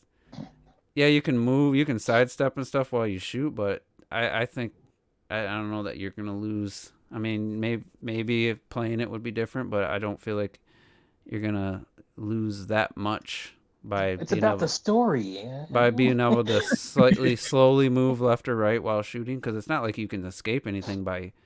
If you got your gun drawn, you can back up, but they're faster moving forward than you are moving The back. camera's strapped to your back too. Do you know what? That's it's a good point, because the way Resident Evil 4 plays is that the enemies are completely different. They do run after you, and they do flank you. They do work in groups to get around you and get behind you and stuff. And even if you go into houses, they'll hack down the door or climb Yeah. through the windows and stuff. So if you're given the chance to move and shoot, but that's slow, just to give you just those few extra inches every now and then yeah, do you know what? Maybe that will work. I'm happy to agree with that. I'm not I just think it would be a waste of a lot of resources to build. I don't know how quickly they can, because I mean, Resident Evil 3 came out a year and 3 months later, and they reused almost all of the same assets, and then Well, they did cut content from and it's like a super short game, so it's like Yeah, they cut it down. how yeah. could they I get don't want that to happen to Resi 4, because there's Yeah. loads of great scenes. in because Resident what's Evil 4. Resident Evil 4? I felt like it's like a 20-hour game. It's probably more like 15, but it felt like 20 hours. No, more than that. It's like 20, No, It 20. felt pretty huge always to me. Yeah, I played. It's a I think I long-ass beat it game. in like 22, Yeah, it's a long It's game. Man. huge. Okay. 23. Yeah, huge game. Loads of areas, loads of bosses. It's just, and what Yeah. I don't want as well is like with the Resi 4 game, it's like when you first see the chainsaw guy and stuff like this, he just comes running out. There's no cutscene or anything like that. You hear you hear the buzzsaw and stuff. Like if you like, well, that's one cool thing with Resi 4 actually. You can make your own cutscenes by running into a certain house and then a cutscene happens, but you could completely skip that, and the chainsaw guy just comes anyway. But what I don't want is for them to turn cutscenes into all of these once full-on live action moments. That's what made Resi 4 terrifying, because next thing you know, you holy shit, where's that coming from? Yeah. I mean, we I don't need a cutscene for that. part of me would love to see if they did it like properly, because you guys, I'm not shying away. I've never shied away from talking about how awesome games have looked the last 3 games, especially from the RE engine, Resident Evil 2, Devil May Cry 5, and now Resident Evil 3. They look phenomenal. So to see the chainsaw guy at the burlap sack coming at you, and if they did it in a way where it's was the full Resident Evil 4 experience, and I mean that would be terrifying. I mean, it was terrifying on the GameCube. Going back now, I was surprised at how I didn't remember the game looking so just colorless back in the day. I know that's what they were going for, and even Resident Evil 2 doesn't have a lot of color, so it's kind of the same thing. But I wouldn't mind seeing just a little bit of variety there if they were going to rework the existing game. But Terrell, you back? Yeah. All right, Oh, so shit. what I want you to do, because what Resident Evil games you played? 2 completely, the remake. I played 2, and I will play 3 eventually. Did you you didn't play Revelations or anything on the DS? Nah. 3DS? It's funny. I bought it on the Wii U, but I never really played it. All right, so what you need to do is, since you're in a unique situation, is you need to pick up Resident Evil 4. I'd probably avoid the Switch version because it does have some issues. I don't know if they fixed them or not. Which version, though? Probably, I'd say PS4 or PC. Whatever's Did they add cheapest. gyro to the Switch version, sorry? Hmm? Did they add gyro to the Switch version? I can't No, remember. the Switch version of 4 is the only. 5 and 6 have it, but 4 don't. Yeah, and 4 has weird. I don't remember what the issues were, but it had some technical issues. Maybe they fixed it by now, but you're in a unique situation where you can go from playing the most modern style Resident Evil, which basically emulates what Resident Evil 4 did. I'd be curious if that'd be the next game you play, and then get your actual take on the experience going from 2 remake to 4. So here's my question: would you rather me play 3 remake then 4, or 4? Either or. I mean, either or. You've already played 2, so then you'd be going back to the game basically that inspired 2 and 3 remake. I mean, because that's where that whole camera angle system came from, the third person kind of shooting and stuff. Look at this dude, man. This is tense. This is what I'm talking about, man. This guy's just stuck in the house. He hasn't secured any of the windows. They've all gotten in. He's just back to the corner like, holy shit, man. Get up there. That's what I'm talking about. I fucking love it. You To got be fair, I have seen like the first hour. you got the of same character 4, model so 4 I different can- times. Oh well. That happens in Resident Evil 3. That's limitations. That's- from- Yeah, come on now. That's literally in Resident Evil 3. You got the same it's not chubby tribute. dude with Show you the where you can have individual characters. Wait, are you talking about the original, or are you talking about the remake? Resident Evil 3 remake. In the demo has the same dude from Resident Evil 2. He's got like a yellow vest on. He's kind of a chubbier guy. He was at I think he's at like pop machine, like banging on it in Resident Evil 2. Oh, that doesn't surprise me. And then you see him like 3 times in just the Resident Evil 3 demo. So at least that stayed the same. That little, I don't know if they did it on purpose or just to make it easier. But It probably worked out both ways. But what we were saying is like Resident Evil 4 is like a 20-hour game your first playthrough, if not a little bit longer. So I mean, did y'all really already go through like your thoughts on whether or not they should remake it? Yeah, or... we discussed that. I mean, you haven't played it, so I mean, for you, It wasn't. My issue wasn't really whether or not it deserved to be remade. It was kind of an issue of like, this is like the third RE game you've remade. In yeah, like, this is Capcom getting lazy type of situation. well, I wouldn't even call it late. It's just it's more of them. Oh, we rather just hide behind the remake than actually make like a new game. Oh, man. Yeah, that's Say true. what? Sorry, I just look at this game. It still blows me away. Honestly, it still blows me away. I know it's the HD version and stuff, but it's still the same game, fundamentally. So Yeah, But, I'd be curious, Terrell, if you'd be like, "Oh, this is amazing. I see why you loved it." Kind of like when Robert does back at the backlogs. I'm very curious about his experience with some of these older games because he's played, some of these were the dawn of the 3D generation and early days of that. And to hear him love, certain games, I'd be curious what your thoughts would be if you'd be like, "Oh, this is great. I can see why people loved it." Or you'd be like, "This is trash," or something. I'd just be very well, I mean, curious. consider satisfied in this game. I'm in the process of playing the original Final Fantasy VII at the moment. I'll probably in that game I'm only like I want to say 5 hours into that one, 4 or 5 hours, and I can already see the appeal of it. The only thing I think I've only mentioned this on stream. The one thing I hate about 7, the original 7, is God. The way the backdrops are, I can't tell what I can and cannot interact with because the shit's not. Yeah. It's obvious. I didn't know it had that Resident Evil pre-rendered. Like, I've never played it. I've never seen anyone play it for more than just in the trailers. So when I was watching your stream, I'm like, holy shit, it's got pre-render where you're just moving around. Terrell, there should be an option to, because on the original PS1 version, you would press select and then arrows would appear on the backdrops to where you really? go. So I'm guessing that should be on whatever version you're playing, and you should be able to press your button and they should pop up. So you should be able to see where you can go and interact with. I don't remember this endless horde of enemies. What, in 4? Like, in this spot, I don't remember this many, unless it's a different difficulty. Let me go look at this. This almost looks like a horde mode, and he's out of bullets. Yeah, you mean this is like the beginning of the game, isn't it? Yeah, No. This isn't it's towards the end of the village and stuff, but yeah, because I thought he's been killing guys for 5 straight minutes, if not longer. At least from what I've seen, I thought like the beginning section of the game, you walk into the village and everyone kind of start attacking you. You just had to survive till the bell went off. Like, this is endless. I can't remember what you have to do on this one. I'm sure he's got to Is he go playing it somewhere. right? Whether it's try and go out the window or something, I can't remember. It's been Yeah, so long 'cause since. he's wasting all his ammo. I'd be running, but I think, well, I haven't played it. I did like the fact that, like, I think one of the funniest things is when I found out that, like, in 4 you could like kick enemies. That shit just looks hilarious to me. The only thing I probably am not gonna like is what I've seen people use as like the knife strategy, which is when you shoot an enemy and then you knife them to death. And I I'm do like, that on 2 and the 3 demo. You don't do that? no, I never did that. Oh, that saves a lot of ammo.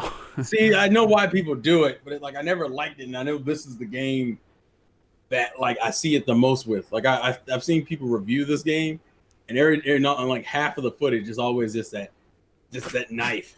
It's that constant knifing. Well, and I think that's why they added the breakable knives in Resident Evil 2, so you couldn't just spam it. But I was playing the Resident Evil 3 demo, and I was stabbing a zombie. I wasn't sure if he was down. I probably stabbed like 5 times. And Jill has this like super powerful thrust stab, whereas Claire and Leon in Resident Evil 2 is just kind of a swipe. And Jill's like a full body, just like, just downward, just gruesome stab. And I just did it like 5 times in a row. I was like, okay, he's not moving. It's still making a sound, but he's not getting up. So I think he's dead. And then I like saved it, and I meant to upload it, but I never did. But so the knife has always been, ever since 4, has been very. I played some Resi 2 remake last night. I think it was actually. I got to the part where you actually finally see Mr. X and stuff when he lifts up the helicopter. Oh yeah. Asshole. And I didn't know that was coming, by the way, when I played it, because I didn't get No, that I far. didn't either. Actually, when I screamed it, people were laughing because I screamed. I was like, "What the fuck?" And then he comes towards you, and I'm thinking, "Okay, as soon as I open the door, no," and the man just follows you. So I actually ran back to the safe room. I'm like, "Fuck," because I thought you could come in the safe rooms originally. Scared the shit out. I thought it was just disappeared. I just went and I was like, "Why do I hear footsteps? What the fuck is that noise?" And then here he comes. Like, what the hell? I thought that was just a cutscene. I never made it in the original game. We rented it, so I must not have played that much. He's also not as prevalent from what I heard in the original. But anyway, when you were talking about the motion capture and stuff, when the police sergeant slaps Claire Redfield, when he takes a girl and stuff, whatever, and she gets like a backhand and her mouth is bleeding, and he shuts the gate on her, and just her anger in her face. When she goes, yeah, I'm gonna come back and I'm gonna get you, you fuck, or whatever. She said. I was cracking up. I was like, yo, man, that girl looks gangster right there, boy. Yeah, she got the bitch face going on, like Resting bitch face. the active bitch face. She's like, you motherfucker. Yeah, she looks vicious, man, and it makes it a completely, essentially, different, type of Claire Redfield compared to the original. Much more angry and fierce, and ready to kick some ass, like She's still I kind of like that, so. she's still a little lighthearted and optimistic throughout, which I Yeah, appreciate that. She has those moments, yeah, she does. and that's one thing appreciate about, I don't know, from what I've seen in Resident Evil 3 in the demo, is like Jill doesn't have much character especially in the Really? demo. Maybe the more you play it, but I've heard when I watch the reviews, you get to see a good chunk of her, like her personality. She's more of like a no nonsense kind of girl. Like Carlos is flirting with her in some of the early sections, and I'm like, and she's just like, this is literally like the worst time for you to do this, and it's kind of funny, but I think it's a difference from like Claire, who's like a lot more cheery. oh, we got some button prompt. Not a QuickTime event, Retro. That's when you have to spam a button. That's not a QuickTime event. But Oh yeah, these. Yeah, didn't anyway, four introduced these, right? yeah, Because I know 5 and 6 have them. I thought there was more actual QuickTime events in 4, but I haven't seen it. I would just see where you have to press, you don't have that timed where if you miss, then you're dead. If you don't press X, and the next time it'll be Y or B or A. Yeah, let's remember what quick times are, like, Ironically enough, since you would say this is probably the game that kind of brought these to the forefront, this is probably one of the better iterations because they were so. Terrell, man, you love this game. It's just fun. It's got. Oh no, I've seen it. I've seen it numerous times. I really wanted to get the Switch version, and then I found out it didn't have gyro aiming, and I was like, "Fuck!" Like that's, and it made me mad because I was like, "Oh, you added it to 5 and 6? Nah, we're not gonna add it to 4 though." I'm like, but that's the reason why people play the Wii. RGT85 says it's disappointing. So Why people say that's why you play the Wii version. You play the Wii version because of the gyro or the motion. Why do we care what he said? I mean, just say that came out I of just nowhere. saw I was typing in the Switch version. I'm trying to remember if it was a long loading time thing or what it was. There's something with the Switch version of 4 specifically that they said was off. I don't know if it was input lag or something. It was something. How do they mess these things up, man? I don't, because it wasn't a great. I mean, the conversions, from what I understand, it's still like fine for the most part. It's well, the Switch version couldn't even Doom 3. Can't even hit a lock 60. And it's like, what the fuck? And then oh really? Somebody, they might have patched it, but somebody, one of the overclockers, and it might have been Digital Foundry. Somebody, they just bumped the CPU up a couple.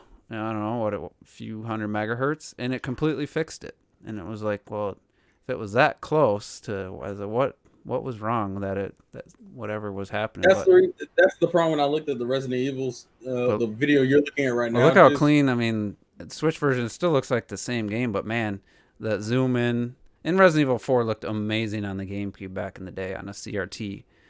And doing it going to HD doesn't work for everything like these textures here, so it's a back and forth on some of these games where I still think it looks good. It looks really clean.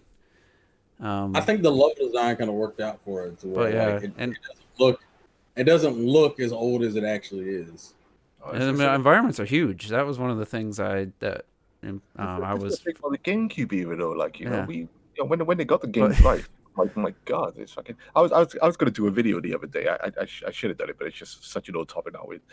Sorry, I was gonna chew up Pokemon. Terrell, because I mean, if you want to do it, go ahead. It's too. You wouldn't be the person. I was looking at stuff I was looking at the areas of like Star Fox Adventure, and even like the overworld, like Beyond Good and Evil. I was like, do you know what?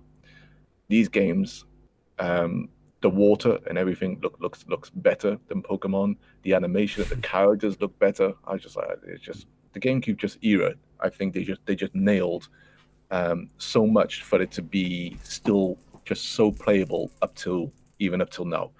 And it's just some games I do struggle. When people say some games are just unplayable from that generation, depending on what the games are. you know, and I'm just like, I just don't, I can't relate with it. I just, Well, I said that about Metroid Prime, but only because of the yeah, I Wii just, remote well, aiming changed, so, ruined it for me. but that's another thing. Like, you know, it's like Prime was never the first person shooter. That was the whole point in Metroid Prime. It was not a first person shooter. That it didn't have twin sticks for the reason you had to pick what you the game essentially was exploration, and then when you got into Yep. combat, that's when you would lock on and you could strafe and shoot and single out a single target. That was the whole Well, point. let me blow your mind. The reason I love the Wii remote nunchuck is not because of the shooting. It's all the platforming that I feel makes it the must way to play the game. The way you can just Because you could just run through the level faster. you can just like do your platforming. You can turn and look down real quick to make sure you're landing on the platform. It feels like the way they didn't. I mean, I don't know what they modified other than the controls. It just feels like the way the game was designed. As far as the shooting and stuff, it didn't make. To me, it didn't make that much of a difference because you still had to lock on and strafe and do all that, and aiming while you're locked on. Yeah, it feels different, but at the same time, it also makes it harder because the lock on actually sent your bullets to the target no matter what.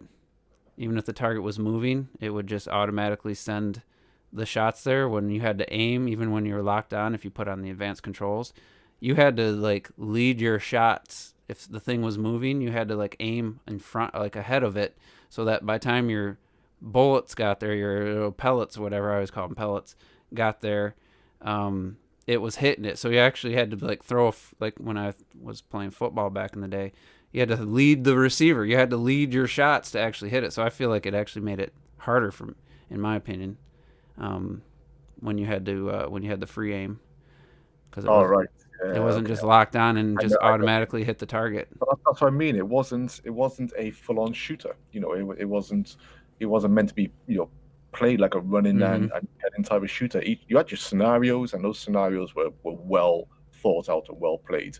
And the level design for those areas for when the battles were more intense, they were just phenomenal and just worked to the complete strengths of your character. This is what I mean. You know, I can understand me being a bit, you know, a bit blind with that. But you know, at the same time, I can't call it unplayable. It just goes beyond me. I mean, Anyway, you could play the game, but to actually enjoy the game from going from one to the other, it'd be like playing the game with a D-pad. You know, to me, like you wouldn't ask somebody to not play with an analog stick. You know, you wouldn't want to play the game with a D-pad, and that's kind of the revelation I had playing. And I didn't play it till the Wii U. That's when I played the original Metroid Prime. I didn't have the trilogy on Wii, so I didn't play it till whenever that came out on the Wii U, which is probably like 2013 or 14. the funny thing is, I don't like Metroid Prime 1 and 2 with motion controls. I like Metroid Prime 3 with motion controls, because that game was designed around them. But the other two, it just doesn't sit well with me. They don't feel right. I'm just gonna jump in to I know, like Retro support hates him. Quartet here because I feel the same way. To me, and that's not just the Game Boy, the GameCube. Well, you didn't like the motion aiming at all. Shit. I don't like motion aiming and shit, and I feel, like you said, Metroid Prime 1 and 2 were just not specifically designed for it, and I like them better without it. It's not a shooter, and I agree with that. It's about exploration, it's about the calmness. That's why I love Prime 1 so much, and why I personally hate 2 so much, because it became more shooting, and you could explore less at your own pace. It was about using the visor, and that's another reason why I hate the Wii version so much, and with the motion control, because my favorite thing was using the visor and exploring, and it changed the HUD. It looked less cool to me. It looked less sci-fi to me. The HUD, when you scanned shit, they made it look different for no reason whatsoever, and it just didn't look the same anymore. I didn't notice the HUD look any different. It's when you're scanning shit with a visor. You know, you use a D-pad to make the visor appear, and you scan shit. It looks different, and it's just not the same for me. And you got to think about the 2D Metroids as well, because even they played like the original Metroid Prime. It's very rare when you would just run and keep on shooting. sometimes you stop and diagonal upwards, in whichever direction, diagonal down, and pick your targets. You wouldn't just keep on running forward and shooting. It was never the shoot. Metroid was never the shooter. Yeah, and like I said, I don't feel the gyro aiming actually changes that. I just think it makes moving around just so much more enjoyable. Like, yeah, but that's what I mean. It's kind of like I don't want to. It's like this is the whole point in Metroid, especially what made Prime so immersive. As well, is that I never ran through the environments. You would take your time. You would stop. You would look around, see where you go. I'm playing Soul Reaver right now. I mentioned this. I'm playing Soul Reaver right now. This is the same type of game where you stop, you look around, you look at your environment, you study it, and work it out, and that's how you get involved in the worlds. And a lot of first-person shooters, their levels can be the only memorable parts of the levels for the most parts. Like whether they're special action piece areas. It's kind of like with GoldenEye as well. Even GoldenEye and Perfect Dark, because the way those games played, you would stop and look around and focus on your targets. You could argue about lots of stuff with that, but these just I think I prefer those types of games. Those are the types of games I remember more in terms of level design. I'm just wondering why you think just having that ability to turn and stuff makes it so you wouldn't stop and search everything in the environment. Because I still scanned every little thing in the environment on my third playthrough. Like I can't leave a room without scanning everything. It's just part of the... Okay, sorry. I got the impression that you felt... No, I just meant it just makes... you could run through the levels easier. No, just being able to... just improving the ability to just make all the difficult platforming, look down quickly as you jump in the air, you just quickly look down. Okay, I'm going to land, look back up. Like just subtle little things. Once it became second nature, I was just like... It's just, like I said, to me, it'd be going back to not having that would be like playing it with the D-pad. It's like that big of a jump. The faster control. Yeah. That from my perspective, the reason why I don't like the motions is that if you're walking around, your arm is always moving, the Samus's gun is always moving. It just makes it more. It just makes it rest more it. hectic. You can just rest it on your fucking leg. Like you don't have to. Yeah, no, but I shouldn't have to do. It's just less comfortable. So let me ask you guys. What I see on screen is just more hectic. When you played Metroid Prime, when you played on the GameCube, how often did you slightly press in the left trigger so you could strafe while you were just moving through the environment? You would just slightly hold it in so you could strafe a little bit, then you'd let it go. Did you guys do that? I don't think so. I don't know what you mean. I don't think if you barely so, press the left trigger in, Samus's doesn't stop and aim, but you can strafe while. Yeah.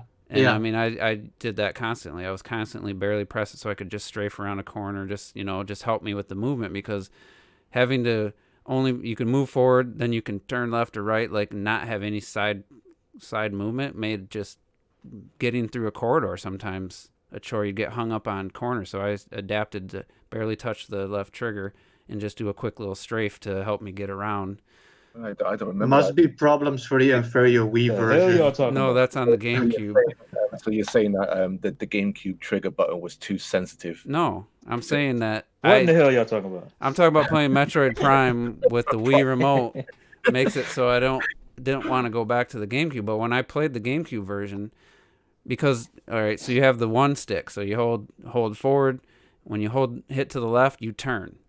Now there's times where you're going around a corner or something, and you're moving forward, and you go to turn, you get slightly hung up on the corner. So what I developed was a technique where I'd barely press in the left trigger, and then quickly just do a right strafe, and then let go real quick. I mean, it happened in a half a second, and I just developed a technique so I could get through the environment a little bit better. All right, so I know. I don't even remember how to play. You talk about when you boost as well with GameCube. the button, and you can dart to the side without being fully locked on.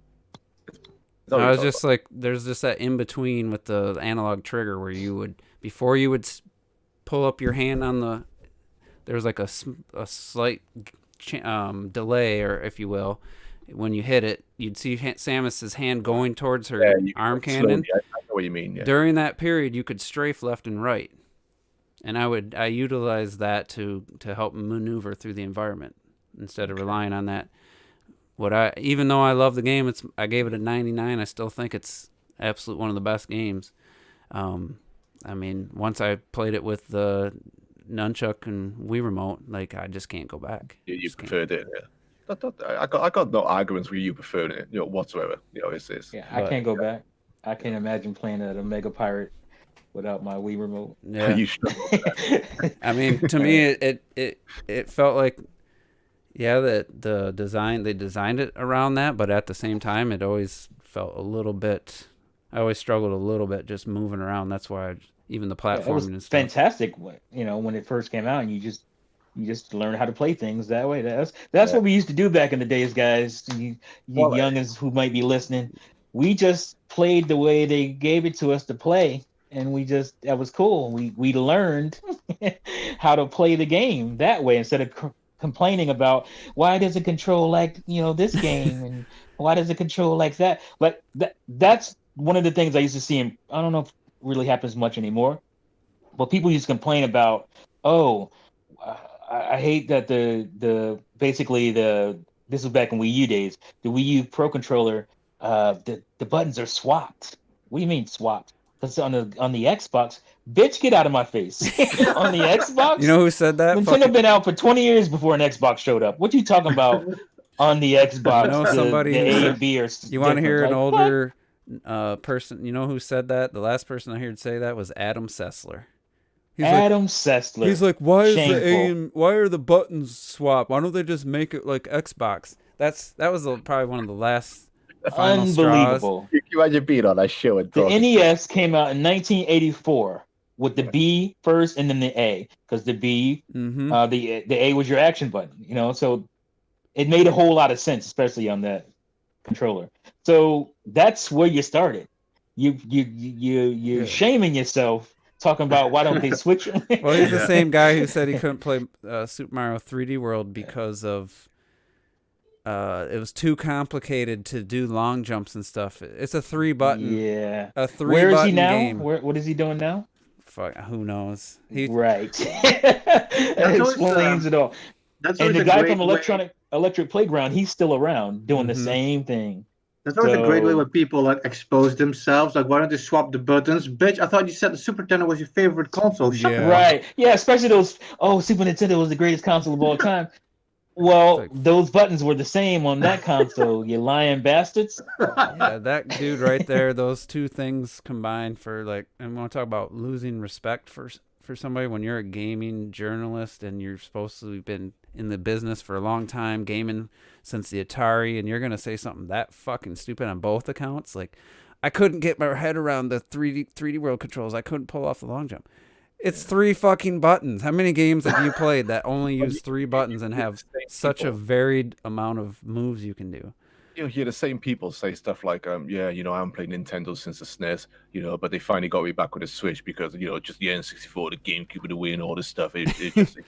It's just like, wait, I'm sorry, you're in this fucking industry, right? And you're telling me that you haven't touched a Nintendo console since the SNES because of what reasons? Get the fuck out of my face, man. I wouldn't even speak to people like that. Just get out of here, man. All right, so let's we got to get on to the final topic. Before we here. move on, I had one question for you, Juice, for a while now. We talked about swapping buttons. I'm legit just curious. When you play Rocket League, do you invert your inverted controls? They aren't inverted. So when you fly, if, for example, when you flying moves and you press up, you actually like go up, you don't nosedive?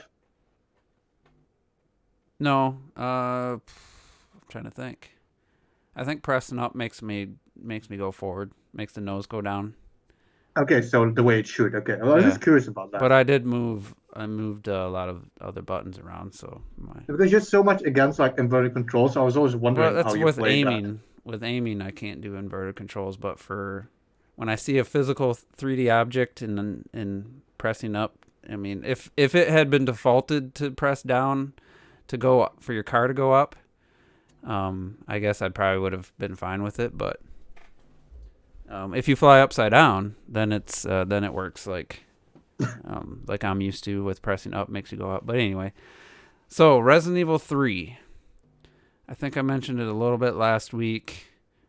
I don't know if it's just one of those trendy things, but every review I've watched, and maybe they've been paying attention, but seeing Jeremy Johns and Chris Stuckman do reviews when they don't usually do movie reviews, and they're both like, yeah, this was a great game while it lasted. They're like, I loved it while I was playing it, but it just didn't last very long, and they were kind of bummed about it. And I decided not to buy the game, at least at full price, once I found out the runtime. I know Clocked It and I have different viewpoints on this, but it's not just Resident Evil. But we'll start with Resident Evil 3. I know for the Goose Game, I thought $20 for a 3-hour game that didn't have any replay value was asking a lot, because once you know the solution, there's really nothing left to play for, in my opinion, for the Goose Game. But for Resident Evil 3, my game of the year last year was Resident Evil 2 Remake, so this should have been my most anticipated game. But Resident Evil 2 took me, the first playthrough was like 13 hours with Claire, and then Leon's took 7, so it was like 20 hours just in the first basically playthrough. And Really? so finding out that Resident Evil 3 was, some people said 4, some people said 7, so I just kind of average it like 5.5 probably. And I'm just like, I disagree with one thing, Clock, that you said. I shouldn't have to replay a game to feel like I got my money's worth out of it. Like, that's how I've always looked at it. Unless it was designed like Bayonetta 2, where it's like, okay, you got to get a higher score, or you missed chapters, like even Astral Chain. I went back and played some of the chapters because you missed the individual, kind of the hidden missions within the chapters. So for me, like a game that doesn't seem to have much, you play it again and you can actually, somebody said the second playthrough, they got through it in like 2 or 3 hours. I forget the exact amount. And I'm just like, that's an instant no buy for me for a full price game. I don't know where the line is. I just know that Uncharted Lost Legacy is a 9-hour game, and they charge $40 from, at launch. And that feels about right for that length, for me. So I know everybody's different, but that's kind of where I'm at. So I passed on Resident Evil 3. I'll probably pick it up once it's 40, but I'm actually thinking I might wait till the $30 range, maybe even the $20 range. So that's kind of my take, and I just kind of get everybody else's thoughts on it. Maybe since Clock, I already know you've already made a video about it, so I'm kind of curious about like Retro Death or Terrell, kind of where you stand on that idea. So the way I kind of look at it, and I think the best example I came up with is, it reminds me of like Sonic games. Sonic games are short. Like Generations is arguably what most people consider the best of the newer generation games. Was it ever a full price game? I'm just curious. I don't know. Yeah. Generations was like a full. Because Forces wasn't. Forces wasn't, but Forces isn't good. Lost World was 50. Lost World was 50, and Colors I don't remember. Well, Wii games were 50. They didn't have. Colors was 50, and Colors is another example of a relatively short game. And I would buy those full price because those games are meant to be replayed. And I would argue Resident Evil 2 Remake is the same way. It's meant to be replayed. And 3, the only difference is that 2 had the advantage of having 2 different quote unquote stories you could go through, even though they were essentially the same, just with different characters. A little bit different sections. They weren't. I put it this way: you went through the same environments for the most part, except for like. No, actually, I think for the most part, except you may have gone into different sections versus other ones between Leon and Claire, but you're essentially going through the same levels. And I think 3's in that same vein. If I guess for me personally, if I was gonna, I can understand Clocked's point in the sense that like that replayability would justify. I mean, yeah, if a game's really replayable, I can get that. I think Resident Evil is one of those games that could be arguably replayable. I just wasn't in the mood personally to spend $60 for a game. There you go. Especially because I don't know, how many times did you play Resident Evil 2 Remake, Juice? Because I know you did the A and B scenarios, but did you go back and do the other? I did both. Reverse? I did both A scenarios and then one of the B scenarios, and then I am about probably 20% into the second B scenario. So you already played it more than I did. Like for me, knowing how I am, I would probably only play. Well, it depends on how I feel about 3, but 2 stressed me out to the point where I was kind of like, I'll do the A and B scenario for like Leon's A and Claire's B, and I was good. So for me, I probably wouldn't play it as much. And it's not like Sonic where I find this gameplay addictive. Now it is fun, and I'm not going to dog it by any means. It's fun, but for me, I could understand it, but it has to be a gameplay style I'm already interested in the first place. I guess that's my main point. And I can actually debate myself because I played the Resident Evil 3 demo 3 times. So I mean, just because I was anticipating the game coming out and I thought I'd try different things with Nemesis, and just see what I could do. But I think I learned too much from 2 because I was overstacked with items. Yeah, but then I did hear that they took out most of the puzzle elements, and the Raccoon City area is the most open, like Resident Evil 2-ish type area, and then the rest of it's kind of a lot more linear. So it's more about, from what I understand, 3 is more about like set pieces in some ways. Yeah.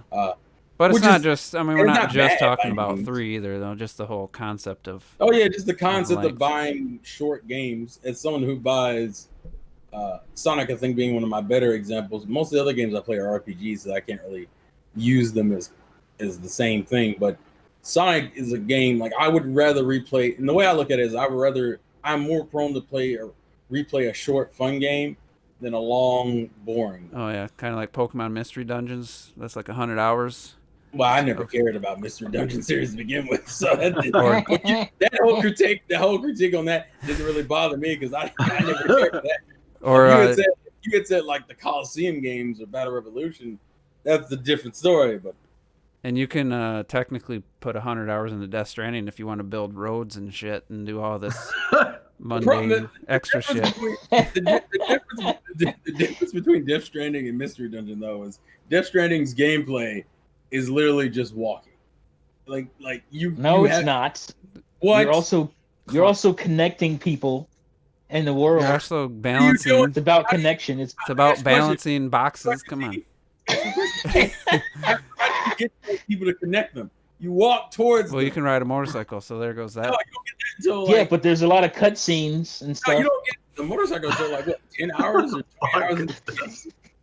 Ridiculous. And then the motorcycle. Why are you arguing with me? Roads. But anyway, so I like the fire. I want the smoke. So Retro Death. No, he's dead. You don't worry about him. So I know you don't. I mean, it's not like you're buying 10 games a month type of situation. So I'm curious if what your take is, because honestly, I have no idea what your opinion's going to be. The one thing I definitely agree with that you said is that I do not, and I like replay value. I like it when games have replay value, but I agree that replay value to artificially increase a game length doesn't justify a higher price for me. I don't care if you can replay Eternal Darkness or Resident Evil 5 times to get different stories. That first playthrough need to be worth the money, in my opinion. But I don't decide the value of a game either by how long it is, though. I'm like Terrell, especially because when you like platformers, a lot of platforms are just shorter in general. Personally, I decide the value of a game by how badly I want to play it. If I see a trailer and I'm like, God damn, that looks awesome and fun, I'd be like, sure, I'll pop $60 for that. I don't care. I don't care how short it is afterwards or how much it is. And then you can be surprised, like with Hollow Knight. I'm like, damn, this shit is only $15, like, great. And then you have shit like, I don't know, Breath of the Wild is like a bad example. Let's use Days Gone. Before I even played it and shit, I saw the trailer. I'm like, okay, but like $70, especially back then. PlayStation 4 game, PlayStation game was like $70 and shit. I'm like, so I don't care how long or short it is. Like, how badly do I want to play it? So the game length doesn't change much to me really when it comes to the value of the game. What do you think if you booted up Days Gone, you're 4 hours in and you're absolutely loving it, and then 2 hours later it's over? You think that would affect your opinion on it overall? Yeah. Let's say if I paid $70, I didn't. I think I paid 30 or shit when it came out. It went down impossibly fast. But let's say I would have paid $70 for that shit. Even Breath of the Wild is an example, And after I start playing it, and after 4 hours, like, it's over. And I have the feeling, dude, I barely got into this game. I'd definitely be pissed that I paid $70 for that shit. But I don't think I ever had that problem. Even when Darksiders 2 launched on the Wii U, I don't think it did very good in the beginning. I paid $70 for that shit. I thought it was worth it. Not even kidding. I think a month or two afterwards, you could find it for like $10-20. And it didn't make me salty even the littlest bit because I got it when it came there and shit. I felt that from what I got out of the game, it was worth paying that price. All right. Yeah, and I mean, you always got the whole games drop. I don't regret like buying Resident Evil 2 for $60 and playing it throughout all of 2019 when I could have waited till the end of the year and got it for what was it, $15-20. You know, because I didn't want to wait to enjoy a game. So I think that's probably a different conversation. But let me throw this out there before we get anyone else's. What if a game's like short and then here comes some DLC?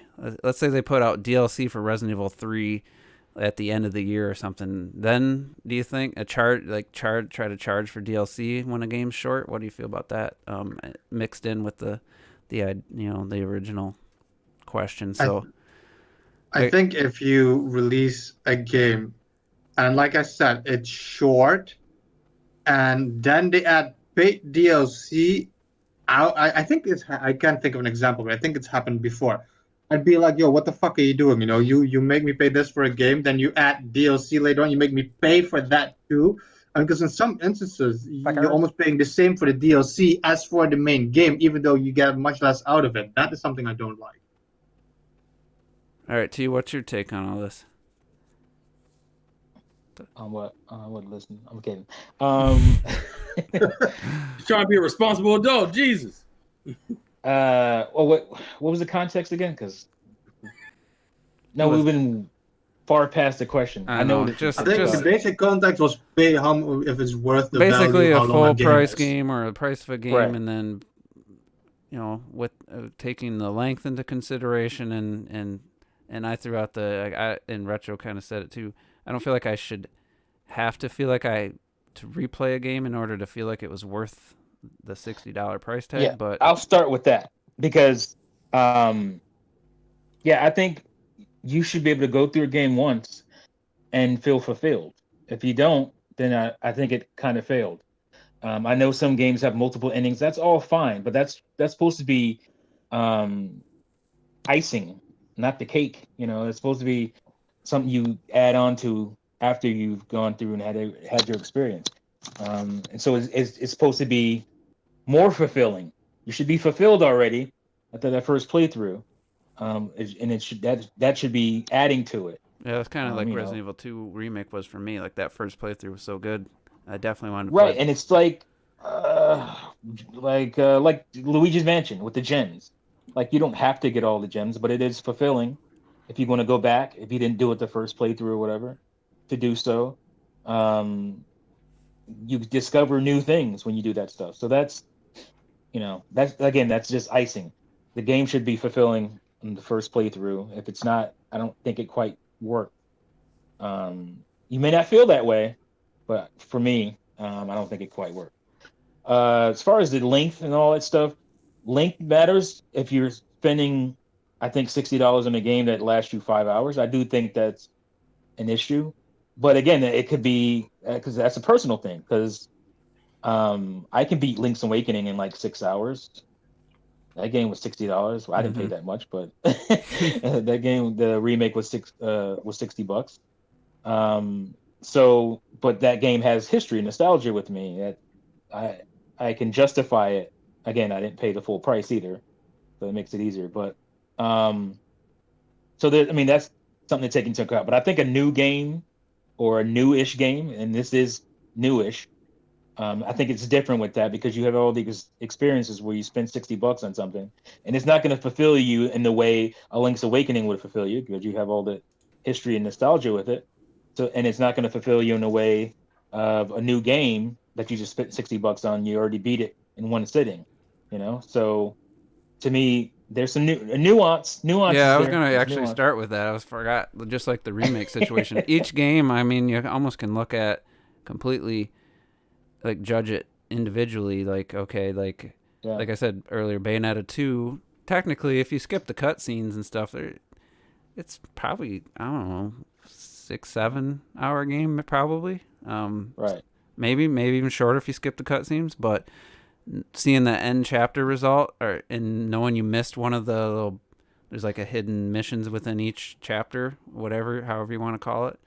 And I'm like, shit, I missed the second one. Like, I got to play that whole thing over, and I got to find that. Like, that wasn't the only reason I felt the game was worth 60, but that was a nice like incentive for me to go back and replay. And then here I am now I'm figuring out how to get platinums and pure platinums and shit. And it's like, all right, now I feel like I've gained skills, and now the game's like it's almost on a different level now. Now it isn't just about getting through the level and getting to the next chapter. Now I'm trying to get through without taking a hit and get these high scores, and so that was like, that's the icing on the cake for me. But I really enjoyed the first playthrough. So and I was gonna say, like, oh, go ahead. I was just gonna say, I don't have like a hard number like idea in my head. Oh, it's got to be 10 hours or it's not worth 60. It's not quite to that level. It's just kind of a feeling.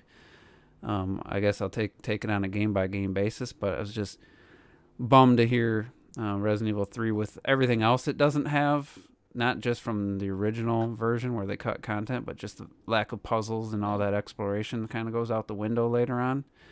Right. Not out the window In that completely, specific context, by the way, with Resident Evil 2 compared to Resident Evil 3, I agree that making Resident Evil 3 that much shorter than Resident Evil 2 is a really weird decision. It makes me feel like I said earlier, like it's borderline DLC added to Resident Evil 2. Honestly, I was meant to say that, and I forgot that too. This literally feels like $20 DLC from what I've heard. And what I've seen. And why not, like you said, just call it Nemesis?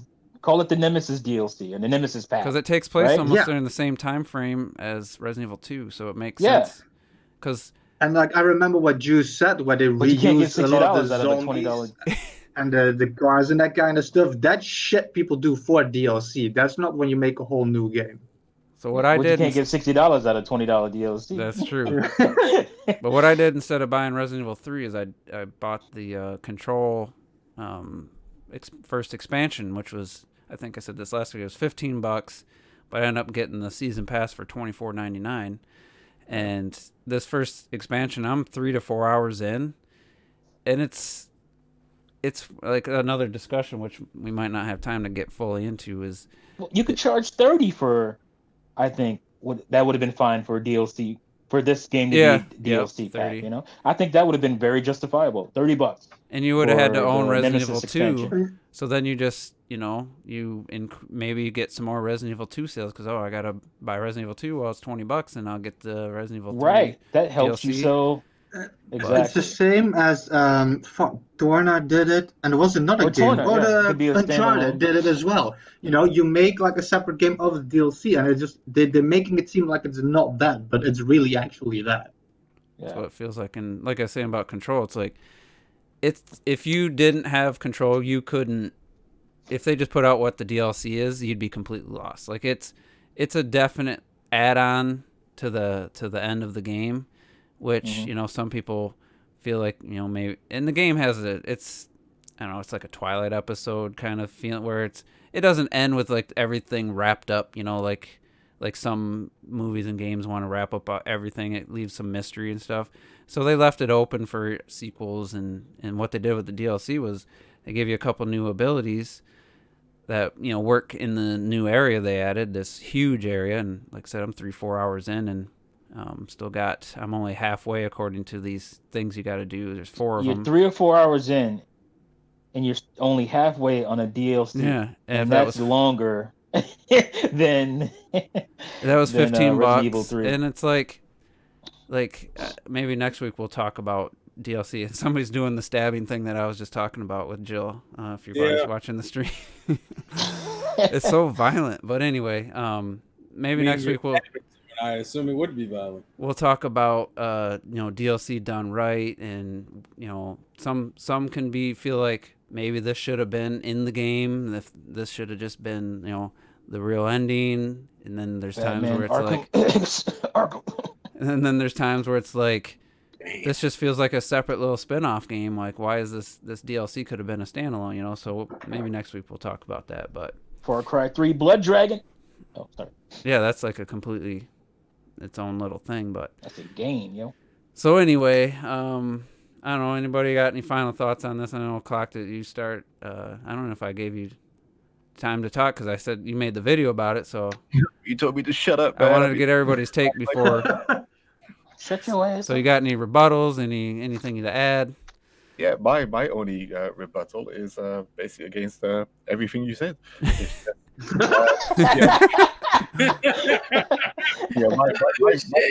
my video was titled, finding the value in replaying games. Now, I might have mentioned Resident Evil 3, but not at any point did I say, should you replay short trash games? It's the game still has to be good. You still have to enjoy the game. But if the game is just a one blast 5-hour game and it's awesome, and yet it's short, but it's awesome, shit, play that game again because you enjoyed it. Find the value in replaying an experience you just really enjoyed. That was my whole point. Not so much, not so much everything, that was kind of, being said just now. But, of course the game has to be good, but we can play, I like what Retro mentioned about Hollow Knight. I would, if I paid, for example, 60, a full price, £50, £60 for Journey. Now, Journey is like an hour and a half, hour long. That's one of the best gaming experiences I've ever had in my life, and I would not have bat an eyelid for that hour and a half that I paid full price for, because it would have been worth every single penny. So it really does depend on every single type of game that you're talking about. You have to pick the game, see what the game is, see what the game is doing. If it nails everything in that 1 hour, and it gives you an experience unlike any other, great. If it nails everything in that 5-6 hours and it's still a phenomenal experience, then yeah, great. You enjoyed it, man. That game was awesome. I'm gonna play it again. Get that extra value from that that I found. That's all I'm saying. And you're not wrong. You know what? I just thought about this for some reason. We've been playing games for 20, 30 years, some of us, maybe more. And most of those games, I'd say 80% of those games, you could beat in under 5 hours. Yeah, like this didn't just like a hedgehog, it's not new. This didn't become a thing until the movie era of gaming, outside of RPGs, obviously. RPGs Well, that's the other thing. They've always been different. Well, just real quick, the difference between a Resident Evil 3 5 hours and those games 5 hours. I bet you there's, I don't know, but I'm kind of feeling there's like probably around an hour of cutscenes, and because I know Resident Evil 2 probably totaled a couple hours, I would think. Maybe not. Maybe it's only a half hour, but that's also, like you said, it's the movie thing, but that cuts actually down the gameplay time, and you're watching cutscenes, like Uncharted 4 is like, what, 5-6 hours of cutscenes versus... So, that's something I've always complained about. You want to play your games. That's why you love them. So these dudes today don't. If it was 5 hours of they gameplay, talk about story all the time. 5 hours of gameplay and then a couple hours of cutscenes make a 7-hour experience. Then getting a little better. But the whole thing about Journey that you said you would pay 60, but I would say they knew. Would they charge 20 or 30 for it? New? Oh yeah, no, of course they knew what they were selling, and they knew they had to sell it at a price. Of course, even Hellblade. I'm saying that it was just an example of. Yeah, I mean, for you to be like, if you had paid 60, you'd still felt it was worth it. Yeah. But like Hellblade developer, the decision finally made to buy it is they talked about all the development stuff. They're like, yeah, we know this isn't a full length experience, so we're gonna charge 30. We're not gonna. We know that 60 we could sell less copies and probably make as much money, but if we sell it for 30, we're hoping to sell more copies, and we understand it's not the longest game. So that was it. And that's I downloaded on Steam that right after I heard him say that. For me that was like, they understand. So I watched this video as well now, and even though it's just gone to an advert, and it's just like, we're talking about full budget, games here, and these little details I noticed. It's just like, if you're gonna make the effort and all the money in this game, that she just got bit on the leg. Why is she holding a stomach? Come on now, just make her limp. This is what AAA is meant to be about. Look at those, get those fine details in, man. Come on. But anyway, I think Leon and Resident Evil 4 probably did the same thing. They're trying to probably. Yeah. But And that's the other thing about this is like, I've always kind of looked at stuff a little more from a, I don't look at it from the business side as much. Like I don't say, oh well, they're making $60. That's making Capcom more money to make more new games. And I'm like, no, I'm looking at it from my from the gaming industry as a whole. And like I always talk about with the ports and stuff, like I brought up Lost Legacy. That's a 9-hour game with a couple hours of cutscenes probably. They realize, hey, this isn't a full Uncharted experience. $40. Fucking Nintendo with Captain Toad Treasure Tracker. Hey, this isn't your usual full length Mario experience. $40. Like Captain Toad should have been £60, man. I tell you, that game was just no.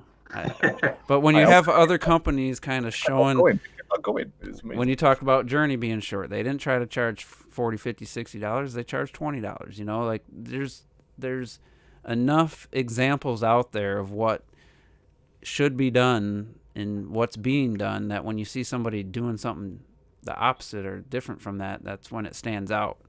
And that's what I think makes it stand out most to me. You can argue with those games. For example, like Captain Toad, perhaps Nintendo knew that this was only going to reach a certain type of market, and to help reach a bit further, let's drop the price down a bit. But I still wouldn't have batted an eyelid if that game was full price. If it was $60, I'm pretty sure I wouldn't have bought it. Oh, I fucking loved it. But what game? Captain Toad. But I'm just saying, there's companies that realize, based on whether it's length or whatever, they just feel like, hey, we know this isn't a full price game. And then you could make the counter argument, well, then what about the 100-hour games? Can they charge $80? Like they're not charging you more for longer games. But I think there's just to a point where it's like, all right, these games over here were $40, and you're getting me not even as much game here, and you're charging $60. I just think there needs to be. I think that's what's making me realize it more than just the fact that I don't want to pay $60 for a 5-hour game. If it's because I know there's other games that have been longer that were shorter and just as high quality. So it's kind of like the industry standard with ports. When most companies bring their older game, if they don't remake it fully and stuff, they usually don't charge full price. That's why I've been so hard on Nintendo for doing it. When you got other companies not doing it, companies that you'd expect to do it, I always use this example. What if Capcom asked $60 for Resident Evil 6 on the Switch? That game came out a month before New Super Mario Brothers U. They're both they're the same age, but people complained when Resident Evil 6 was $30, but New Super Mario Brothers U Deluxe is $60. It's a 7-year-old game, and so anyway. Bought it, but it's still 5 million copies. So anyway, didn't get to the Discord this time. We just lots of chit chat. We talked about Resident Evil for a long ass time. So you wouldn't shut the fuck up. Fuck, sorry guys, but it's good. We have some built up for next week. And we spent probably way too much time talking about PlayStation controllers. And I know, my God. Sorry about that, but we'll get to them. I didn't even say nothing about the PS5 controller. You didn't? I think it's ugly, but I don't know how it's gonna feel. I think the gray mock-up looked absolutely amazing. I like that the best, but I think it looks pretty damn good. So. I was shocked. That they took. Looks like Nyko made it to me, but that's just me. I actually saw an all black version of it. I actually thought it looks fine. I think the black version just kind of looks. Nothing stands out about it, but it doesn't have to do anything flashy or anything. But like Retro Death said, it. You got that white and black with the blue, and it reminded him of Portal, but it kind of made me think of, I don't know, just something futuristic in movies. I don't know, it looks cool, man. I just hope it is as comfortable as I hope it is. But anyway, that's gonna be it for this podcast, and thanks everybody for tuning in. Hopefully we got some people saw. Hopefully the YouTube thing was working. I know. It seemed like we got more people. I got the notification, so did you? Okay. Worked. Yeah. Cool. Clock that said he didn't, but hit that bell button, people. Hit that like button. Hit the like button. We're gonna pay some bills here. Downey Arts, what's up, man? Thanks for the $5. Oh wait, I'll never understand those people that pay multiple times per podcast. Every podcast somebody does. Hey man, don't knock nobody hustle and shit. I can't. Yeah, maybe Donnie wants to give me $5 Well, to that's what hear I'm me saying say is it's important. I Yeah, can't. don't go to the juice, Donnie, man. If you want to give us some cash because you enjoy our entertainment. Yeah, I mean that's fine, but I can't get in the mindset. I can't understand a person who donates multiple times per podcast, the same guy to the same person every day. If they do a podcast every day, I'm like, man, that's just I can't wrap my head around. Maybe that. he likes making people happy. I don't see how know. the guys Maybe he act when just has they a ton get of that? disposable income. I hope. Don't be hating on celebrities. Anyway, thanks everybody for tuning in, and we'll get to the questions next week. And everybody stay safe. And we just got to adapt to the current situation. Hopefully, hopefully we can squash this stupid virus. And until that day, we'll be back 4 p.m. Eastern Time Monday until further notice. And Robert will be he'll be gone until indefinitely. We don't know. We don't have a timetable, so hopefully he can We'll come need damn back. grandpa hours. Grandpa got to go to bed. Yeah, at we're good 6, for the. so- We're just we spent so much time catering to the East Coast. Time we can cater to the European. I don't know what your time zones are called, but Yeah, that 2% of our audience, according to analytics. Sorry to the people on the West Coast, but all right, but yeah, we're gonna get out of here, and we'll see you next week.